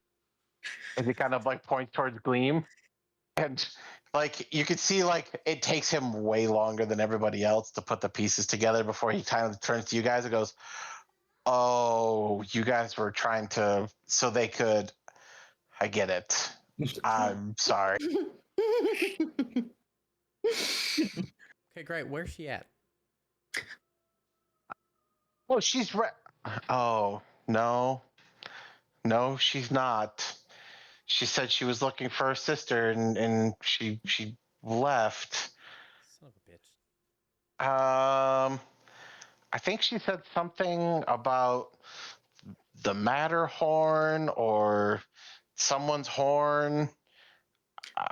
Something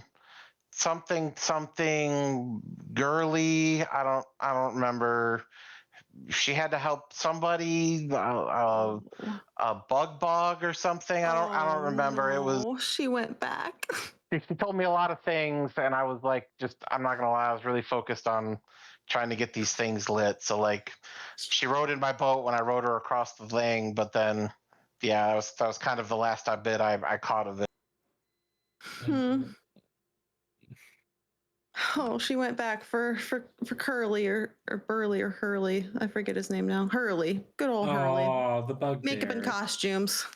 Son of a bitch. Brings food and water. All roads lead back to the whatever horn. Yep. Well, here's a question. How many of these birds are there? Because I'm real tired of nonsense, and I don't know. I kind of want to punch a bird right now. He kind of gestures and goes, as far as I can tell, there's only the two. That doesn't sound right. Only No. two? Two little birds are giving you that much trouble? And he kind of looks at you like real upset. He goes, well, I think little birds is kind of a strong word. I don't know that they're like that little. I mean, I don't know. Look, why don't you go look at them? I mean, they're kind of mean. Like, I don't know. Look, I'm just a knight in training, okay? Like, I'll be a prince someday, but like, I got a lot to learn, okay? I'm sorry. Okay. Listen, that's okay. I think we're gonna try to help you light these things, bub. Just hang out for a minute. I'm ready to fight these birds. Tears like, I'm ready. Oh, let me out. Should we go investigate these birds before we go gather everybody, or? Yep. We got the flying broom, Yeah. so let's go swing on by. Caw, caw. Elfie will be flying a little bit far behind. Little far behind. So, Yeah. And as you guys do, sorry, I'm trying to find their actual token. There they are. Yeah. So as you guys make your way up there, these are not little birds by any stretch of the imagination, actually. In fact, these are kind of horrible, incredibly large birds. think, I don't know, eagles from Lord of the Rings, but way bigger, more raven-like with horrible horns that definitely look God. like they're going to eat somebody. Oh, God. Yeah, they're real not great. In fact, here, as you guys kind of fly up and fly by, you see these Ugh. things. What the fuck? Oh, let me at him. Let me at him. He was letting me at him. Sir, that thing has a legendary action on a legendary action. Like, Wait, what? like its horns are one legendary action, its talons are another. Like, let's go. Let me at him. I feel like Elfie's just gonna he's gonna use thaumaturgy really quick and yell down at the other guy, and he's like, "I get it now." You were right.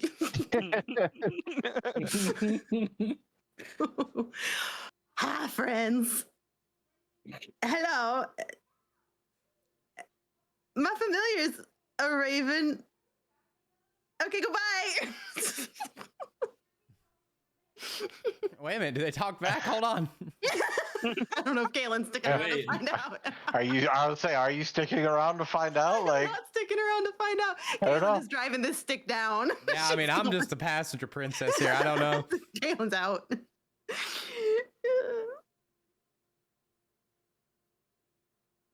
So on the beach, I'm It looking has at all goat of them, eyes. just like, Hold on, I'm just realizing now. It has goat eyes. Ew. This thing is not. This thing ain't right. yeah, they're pretty not great. There's not another boat sitting around on the shore, is there? Just the one. And did we figure out how far apart these things are? Like, are they more than 120 feet apart? I do know they're more than that. I want to say it's 300, but let me double check. Okay, no, that's fine. If it's more than 120, I was gonna cast Scorching Ray and hit like 3 or 4 of them at the same time. There's How only many are two. there? Yeah, and there's 8 of them total, and Never mind. Still wouldn't have made that big a wait, you difference. said there's 8 birds? No, No, 2 no. birds, 8. 2 birds, 8. 8 of the Oh, beacons. God. Oh, you Yeah. Oh, I was talking oh, about the we gotta get out of beacons. here. We gotta go. I'm like, nope. Yeah, Here's not I'm fighting. sorry. Good luck, Chief. Ooh. So yeah, let's see. I'm sorry. The columns are 200 feet tall. They are 150 feet apart each. Yeah. How many could I hit with Okay. one fireball? That's not bad. Something tells me I can't fly Oh. faster than they can. The range. Yeah, never mind. I 100% am down to fight these things. It's 2 birds. How bad could it be? Sir, why? I mean, they're Ow. 150 feet apart, so if one of us stands between 2 of them and can hit it with range, like a firebolt or scorching ray, and keep 2 of them lit. So how many people can do something like that? I don't know. Do you think a guiding bolt? It's radiant damage. I don't think it's gonna do fire. Doubt it. Yeah, if you don't have fire, then that's not gonna work. I have fire. I mean, I can have fire. I I didn't have prepare any fireball. fire I have spells today. scorching ray. I have What? sorcerer's burst. Let me I at him. have create bonfire. Let me at him. With what, sir? You are a melee damage kind of guy. What are you gonna do? You got a bow. You can do something with the bow. Yeah, I think you. But yeah, have a bow. Kalen can fly Foxy around, just sap You- everything. I can fly myself. I have wings. Ray? Yeah, he can fly. Oh, fair enough. I Well, you have fly me sorcerer- around. Oh, yeah, that's valid. I've got create bonfire, sorceress burst are my only 2 cantrips that can do fire damage. And I mean, then I I could have press fireball and scorching ray. I could also, if I get close enough, if I get within 10 feet, I mean, I could light one of them with prestidigitate. All right. Well, I picked up a firebolt recently, so I can Huh. light them up. Light them up. Let 'em up, All right. up, let 'em up, I up. think we got. Kalen's gonna go But find I the need, I farthest need a away ride. from these We gotta birds. go zooming. But don't Oh. we need to get rid of the birds first, though, guys? I mean, we can find out. Well, Why would we need to consider fight that them? if all of the or if all the beacons have to be lit for the portal to open, I'd imagine they have to stay lit for it to stay open. Yep. Yeah, and, Yeah. and by the time Good you call. can get to the second one, they've already put the first one out. So Maybe. Depends I on mean, how we've got- fast we've they got- can put them out. How fast can they Got- fly? hey, birds, how fast can you fly? Birds, hey, sorry. bird. They got pretty These big are wings. these are 200 feet tall. Is that what they said? Mm-hmm. Each of the No, no, pillars no, are the correct. Pillars are 200 feet tall. So nobody's Yes. climbing up there to light it with a torch. Nope. How does that guy let him in? That's what Homeboy was doing. To be fair, Also, I want to be clear: aerial combat, not our specialty. I just want to be clear. If Well, you it's drop Yeah, little them, they're Yeah. probably pretty good at it, though, just so we're clear. Yeah, I'm aware they are good. I'm trying to warn our team because they seem antsy to go beat up these birds. I gotta send this guy home. Look, I have new spells. I'll to send him use. home. We're gonna do our best. So let's go ahead. Kaylin's gonna go ahead. Have we She's tried gonna. talking to them? We can try. I mean, In the Feywild, you probably don't even need to speak with animals. Probably true. I'm afraid the last time I tried to talk to somebody, it went poorly, but we're gonna try. I mean, Well, listen, I mean- I have pretty high persuasion. Is all I'm saying. All right. I believe in you, Liam. I'll do a little roundabout. No hell. Hold on, I'm getting ready to call for the birds. Birds. Oh my god. You like Thumper from Bambi? Bird. Bird. Bird. Okay. I think I will swing by with Liam for Liam to charm What do them. you got then, Liam? Hello there. Nice night for perching, ain't it?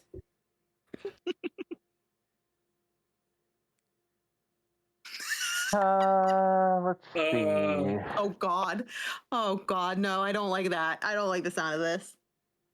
Oh God. So this is 1 and 1. Oh, Sweet God. So it's hell. a 23 and a 20 to hit. God damn it. So it's going to be 7, 8, and it counts as a dive attack. So I need 2 more D8. They do not want to talk.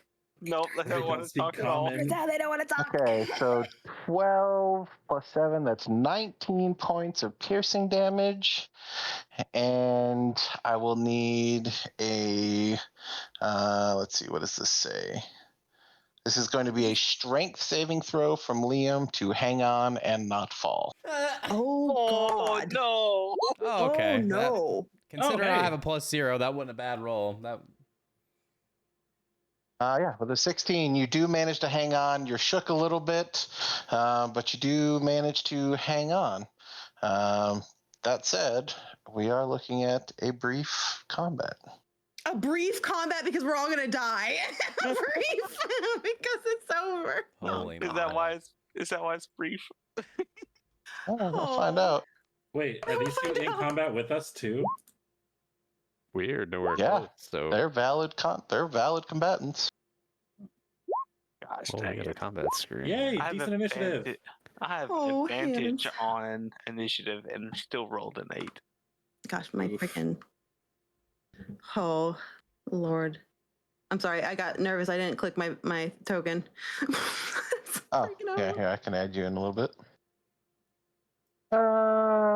Here, let's go to add turn order. What did you get? 8. I'm showing 10 for your initiative. Is it? Did I get a Yeah. 10? Oh. Oh, You 'cause it's rolled an +2. 8, Yeah, but sorry. yeah. Yes, thank you. Yep. Okay. And then with that,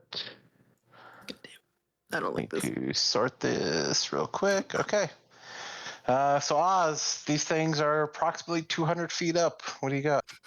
What the hell? Awesome. I don't think I have anything that can hit that range.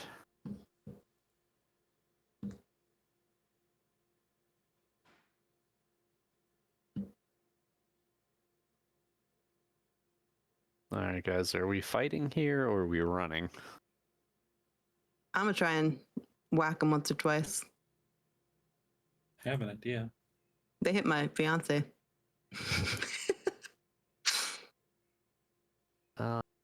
Right. Well, we are going to bless the party, so we will take 3 creatures. That when you make an attack roll or saving throw before the spell ends, the target can roll a d4 to the attack or saving throw. So yeah, let's cast that, and we will give that to Tyr and Liam and Kaylin. So wait, what happens? If Oh, I see. you make an attack roll or saving throw, you get to roll an extra d4. Okay. Okay. This is a real quick before we get too far away from this. I'm sorry. That's okay. Can I use my reaction whenever that thing attacks me? Sure. Okay, I think I'm gonna use a hellish rebuke because I've not got to use that this whole game. Yeah, go for it. Nice. And this is like the only time I'll get to use it. So, is it a first level or is it second level? I think you can Yeah, cast at multiple levels. Can I ready a bonus action or use my bonus action to ready? I mean, I would imagine so. I guess it's kind of contingent on like what you're looking for a trigger to be, but I would imagine. Those things fly in range would be the trigger. Yeah, I think you could do that. All right, then I'll ready a Toll of the Dead for if it comes within 60 feet of me. Okay, yeah. So I'm gonna use my reaction for a hellish rebuke. It's a dex save, 16. Okay. Dex save. It got a natural 20 for a 21. Okay, so it does. Holy It'll take half damage on this then. Okay. It takes yeah. Oh, I got max damage on that. That pisses me off so much. Oh my god. Whatever. Fine. Don't you hate that? So you hit for Woof. 8 or 16? I hit for half because they made the dex save, but I rolled maximum damage that I could have. Oof. Bastards. That's weird. None of that popped up for me. It's in roll 20 here. Yeah, I see. Oh, it is. Oh, shit. Okay, there's a lot I missed. Here we go. All right. Still way up. That'll take us around to Elfie. So my dragon wings are still in effect. I believe, right? Yeah, I would say so. So I would say that I could easily be. Am I at disadvantage to hit these things in the air if I'm in the air? So these do come out of my body. Yeah, if you are actively flying, you will be at disadvantage using range stuff.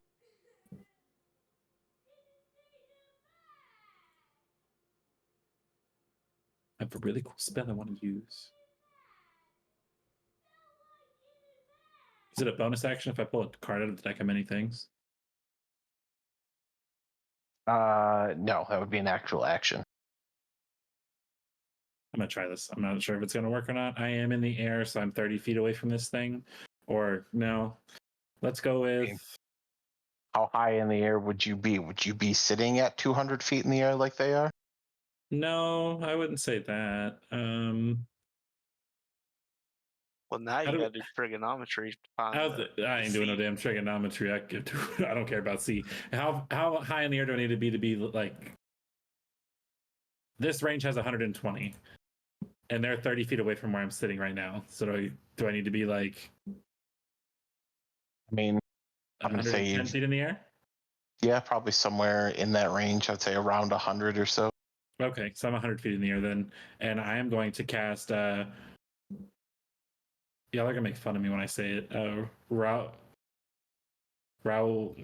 Rauthium's Psychic Lance. Okay.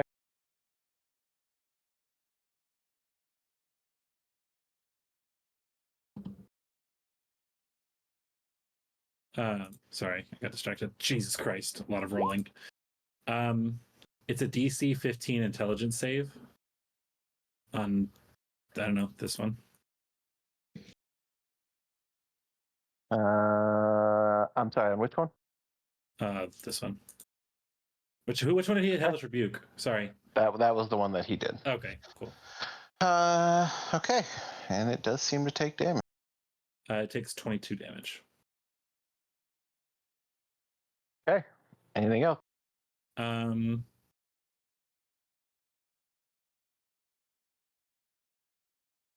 I use my movement to go down? You want? Yeah, Elfie doesn't want to be 100 feet off the air in case he gets hit and knocked out of the sky. I'm going to use my movement to go down 30 feet to be about 70 feet off the ground. Okay. And that's takes us to Kaylin. Hey, boy. I am the scared, very scared. I'm gonna go ahead and cry something. How far am I from them? Let's see here. Am I like at level with them because we were flying? I would imagine you guys would have been much higher. And when you got hit, I would imagine you probably went down a little. So I'm going to say you guys are probably around 150 or so. Okay. But on my broom can move like 50 feet, I believe. I think so, yeah. Yeah, so 50 feet of movement. So that would get me up to the 200 where they're at, right? Yep. Okay. Well, then I'm going to go ahead and going on a ride, Liam. And then I'm going to go ahead and where is it? I'm very scared. This is probably a bad idea. Everything's fine. Where did it go? Yeah, I'm gonna go ahead and go into my starry form of my.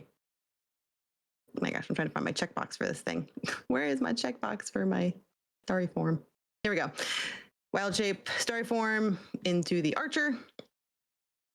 And then with that, I can cast my. Oh my gosh. Sorry, my like stuff is really buried. I'm trying to select you. Yes, okay. And then I can do this. Now in my actions, I'll do my luminous arrow. Okay, so that's going to be so this will be my bonus action of 19 to hit. Yeah, 19 hit. Excellent. And so then with that, that'll be 11 damage. And then with which one? To which one? This one. Although I should have done the other thing first. So I'll go into my starry form after I do my bonus action. After I do my action, which I was going to try and do. Let's see, are they within 30 feet? Oh, where'd he go? Oh, that one's dead. Oh, I killed it. Okay. Well, no, I mean, if she just hit it for 11 damage.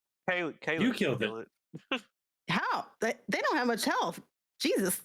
I mean, we hit it for 41 damage. The interesting thing is, Kaylin, for you specifically, as you kill it, you do feel kind of a sorrowful pain that kind of runs through you.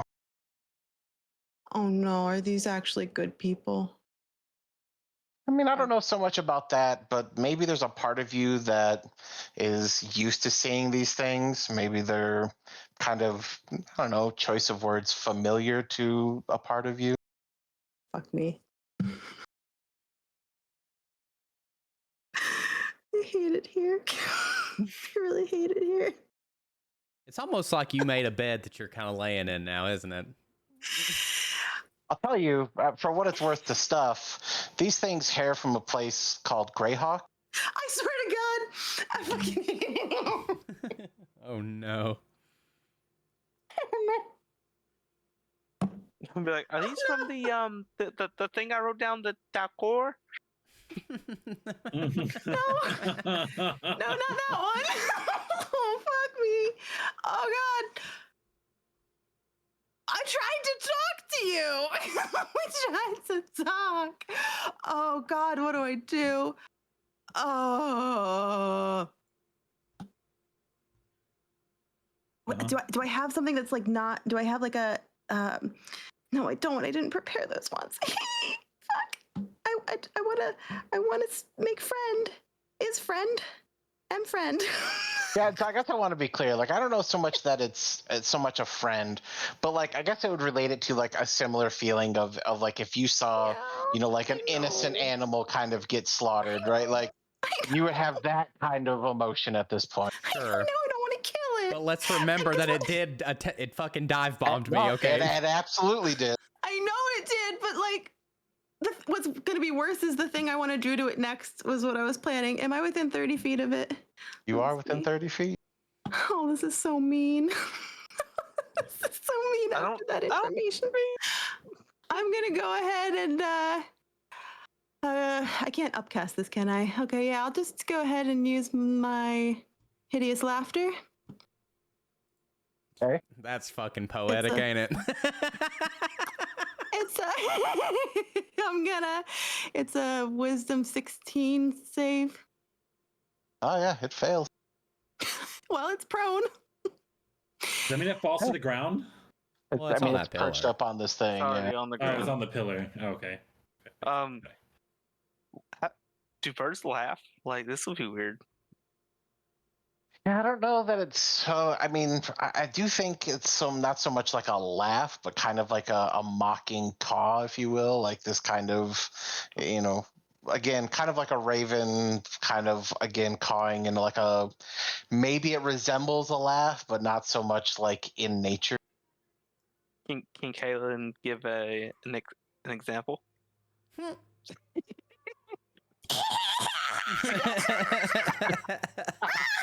Oh my god. Honestly, No, she top tier. cannot. I liked it.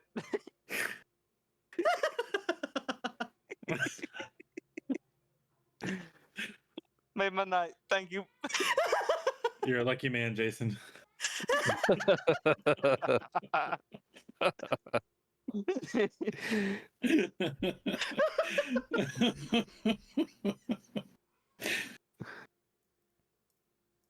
Yep.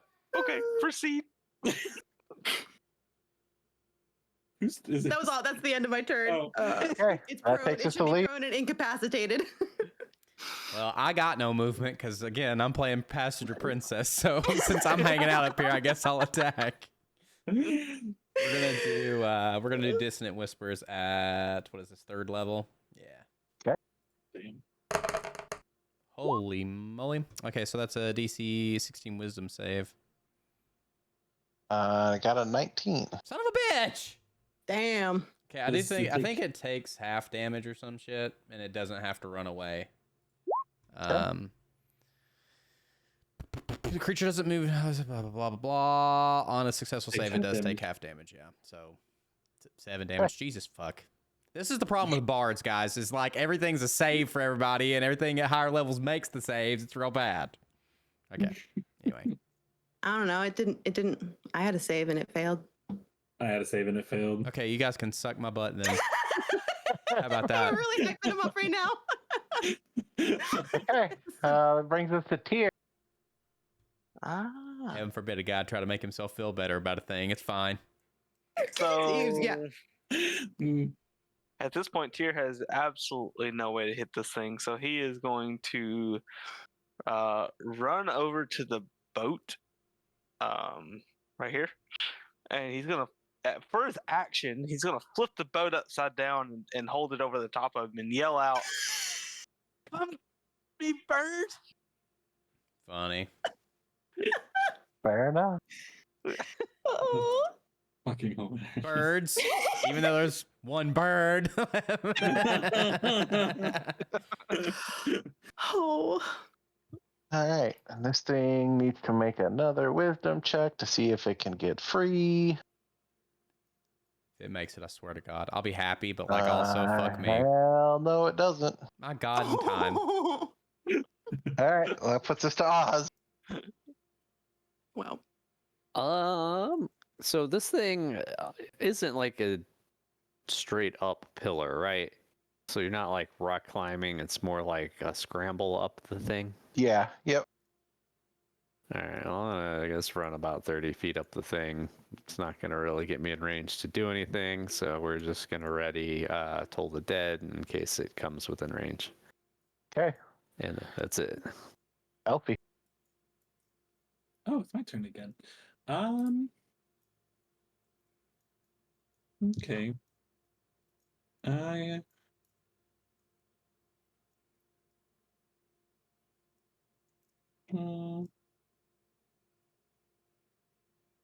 If I did that again, it's going to use all of my spell slots.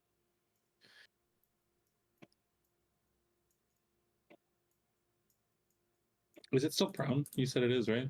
Yep. I'm going to cast. I would say I'm not within 60 feet, am I? Not anymore. I mean, Not even close. yeah, you would have flown down, so. Yeah. Well, if I fly back up, I should be able to cast Bonfire at it, right? Sure. Sure, I'll do that. I cast Bonfire. And that's a deck save of 15.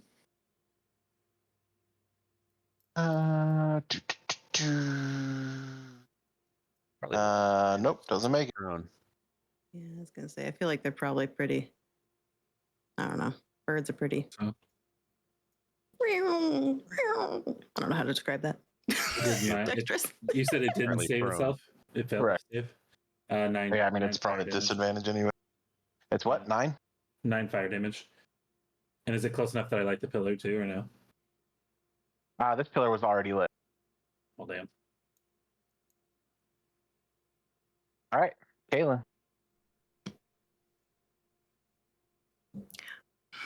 I kind of want to try it. I'm gonna basically waste an action. I feel like just to see if I can telepathically talk to it because it was evil, but like I don't know, maybe it just didn't understand us. I don't know.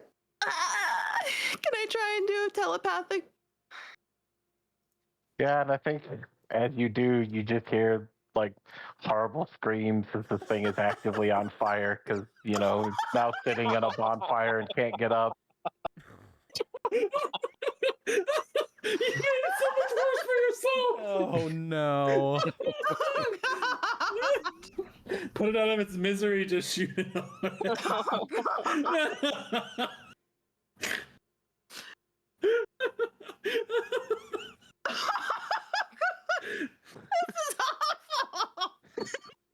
Oh no. Oh, this is fantastic. I mean, technically, I still get my bonus action of because I'm guessing that talking is an action. Yeah, I mean, I'd even call it an extra action. I think you could have a regular action if Are you you wanted. sure? God, I don't. Yeah, I'm not worried about it. I am. I'm worried about it. I'm gonna use. This feels so bad, man. Oh, damn it. But we're kind of committed at this point. Like, what do I do? Put the fire out and say I'm sorry? I don't know. Maybe I do. Oh, I hate it here. All right, where's my freaking action with the thing that's gonna hurt? Luminous arrow. Oh, no. That's Put it gonna out be of an 18 to misery. hit. And 18 is just enough to end this thing. No, sorry, that was an 18 to hit, not. Oh.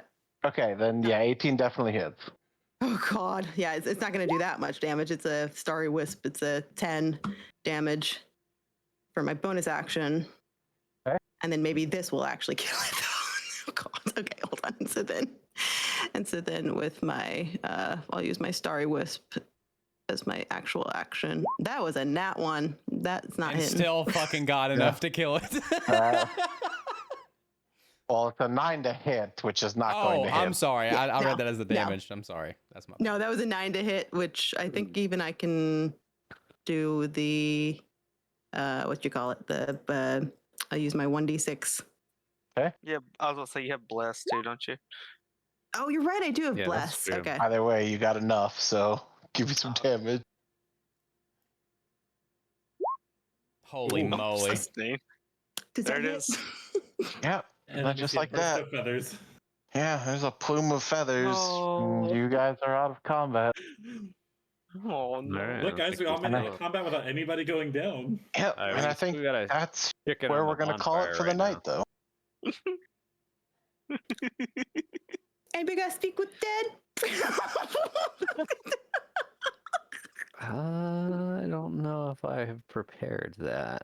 We got some apologies to write. I feel like it really changes the mood when you hear them scream at the end. Dear birds, so sorry I killed you. I'm so sorry. Even though you think kind of you- were dicks. I think So you owe the- sorry.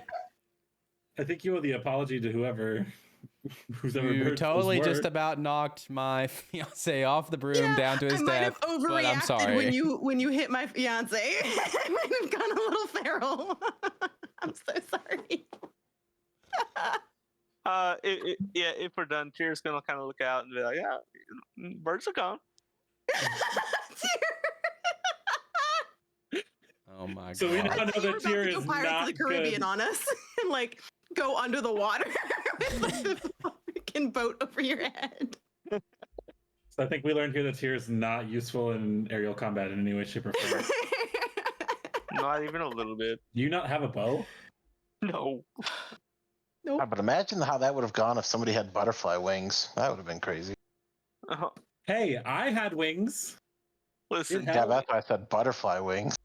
listen. Didn't we use I'm all sorry, those my- wings by like episode 1? Yeah, no, they were gone pretty quick. It's pretty Yep. early. Pretty early. Oh. All right, well, let's get off before I regret even more of my decisions. Oh man, a perfect time for an ad. Y'all. Oh, we We- don't have any sneezes. It's all good. We No. wasted all the snoozes in the like first 15 minutes of the game. Real bad. Just the vibe. All the dream stuff was happening and all the other fun stuff. But listen, the ads are fixing to happen during, me running my mouth about where you can find this after the fact and who we've been. So it actually doesn't matter all that much. Thank you guys for hanging out. I've been Vincent Page, Nephilim, Liam, your tiefling Valor Bard, who apparently is I don't know, I guess a demon guy now, so that's good. Yeah, I've been Ace. I've been just about everybody else, from dandelion to some dead birds. It's been a great time. Some dead I'm birds. so nervous about Yeah. why did you have to tell me what you told me in the middle? I'm so scared. I've been Boxy, I've been Elfie, newly reacquainted with the Ford family. Aw. And I've been a changeling warlock. Good night from me, Jason, playing Oz, the Order Cleric.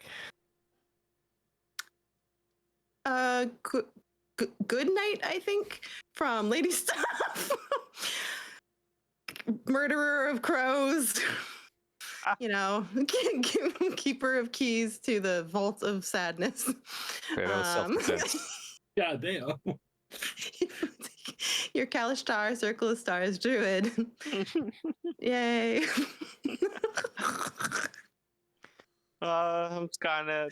I've been playing Tyr Firefist, the half-orc barbarian, and I think maybe he was a little afraid of the birds. I'm not sure. Freaking hate You did birds. too much there, buddy. For someone who crap talked it so much, you were like, I want to play some birds. And then he realized that birds, they can fly. Okay, I'm gonna let this ad run out before we talk about this, but we should talk about when we're gonna play next. Well, we cannot play. Yeah, because I think it might not be for a bit. We might have to wait. Yeah, I till think the we had to following figure Sunday. that out offline. Okay. Yeah. If we don't have any ideas, that's cool. I'm gonna wait to announce the thing Sunday until the ad's gone, just in case there's some folks that aren't I with us know. and they're in an ad land. I will tell you for a certain, I cannot play until at least the 23rd.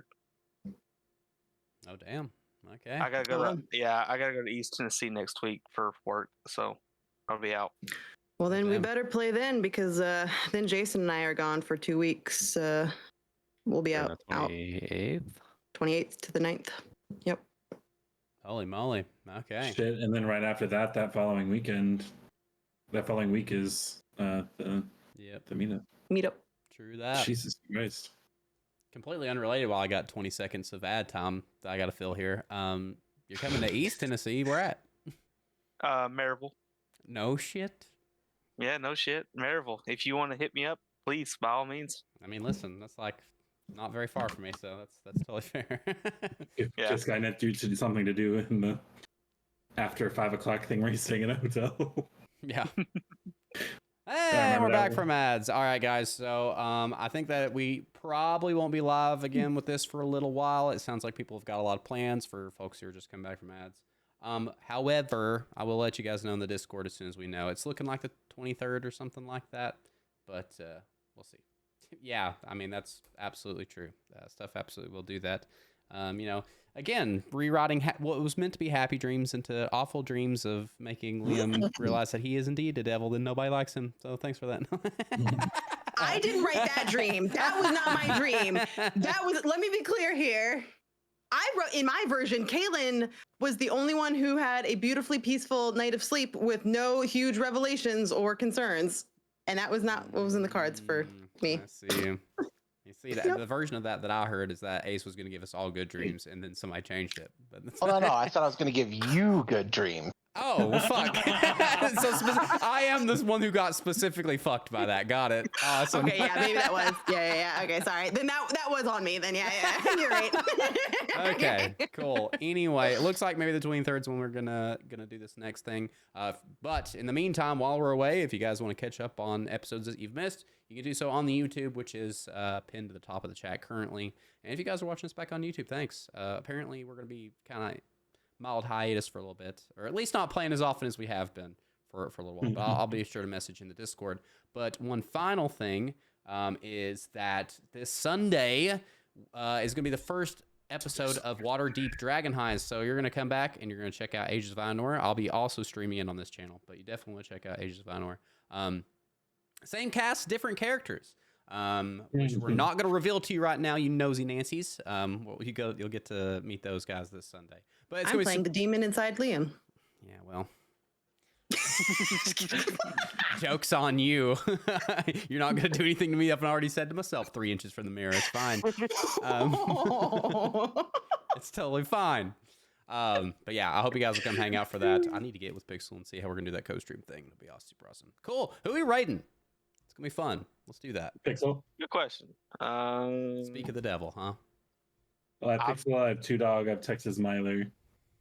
I have Kev Enix. I know we rated him recently, but I don't know. It's up to you. We got Miserably. She's playing Claire Obscure. Very Mhm. nice. I got a couple. I got people. Pre Moonlight 2077. Man, there's all kinds of people on tonight. Yeah, I was about to say it's full. Normally, Actually, you know what? Pick you. Here, I got one. Ooh. Okay. All right. What you got? I'll show you this message. These are guys that I watched when I was first learning this adventure. I watched these guys play through, and they are currently doing D&D. Nice. Let's do it. I mean, I guess that's up to VP, but I'm for it. Peer pressure. Cut up my damn air conditioning here. Did you send to me a message? You said I did. Dork Tales. Ooh. They're playing. I need you to know that's exactly what I think of every time. Incredible. Looks like they're playing. This is a tabletop thing, which actually looks very interesting for my folks that are in like the V Rising stuff. It's called Vampire the Masquerade. I've never played this, but it basically is Vampire D&D to my knowledge. So, if you guys would go give them some love, that would be super, super awesome. And we will catch you guys the next time. Bye.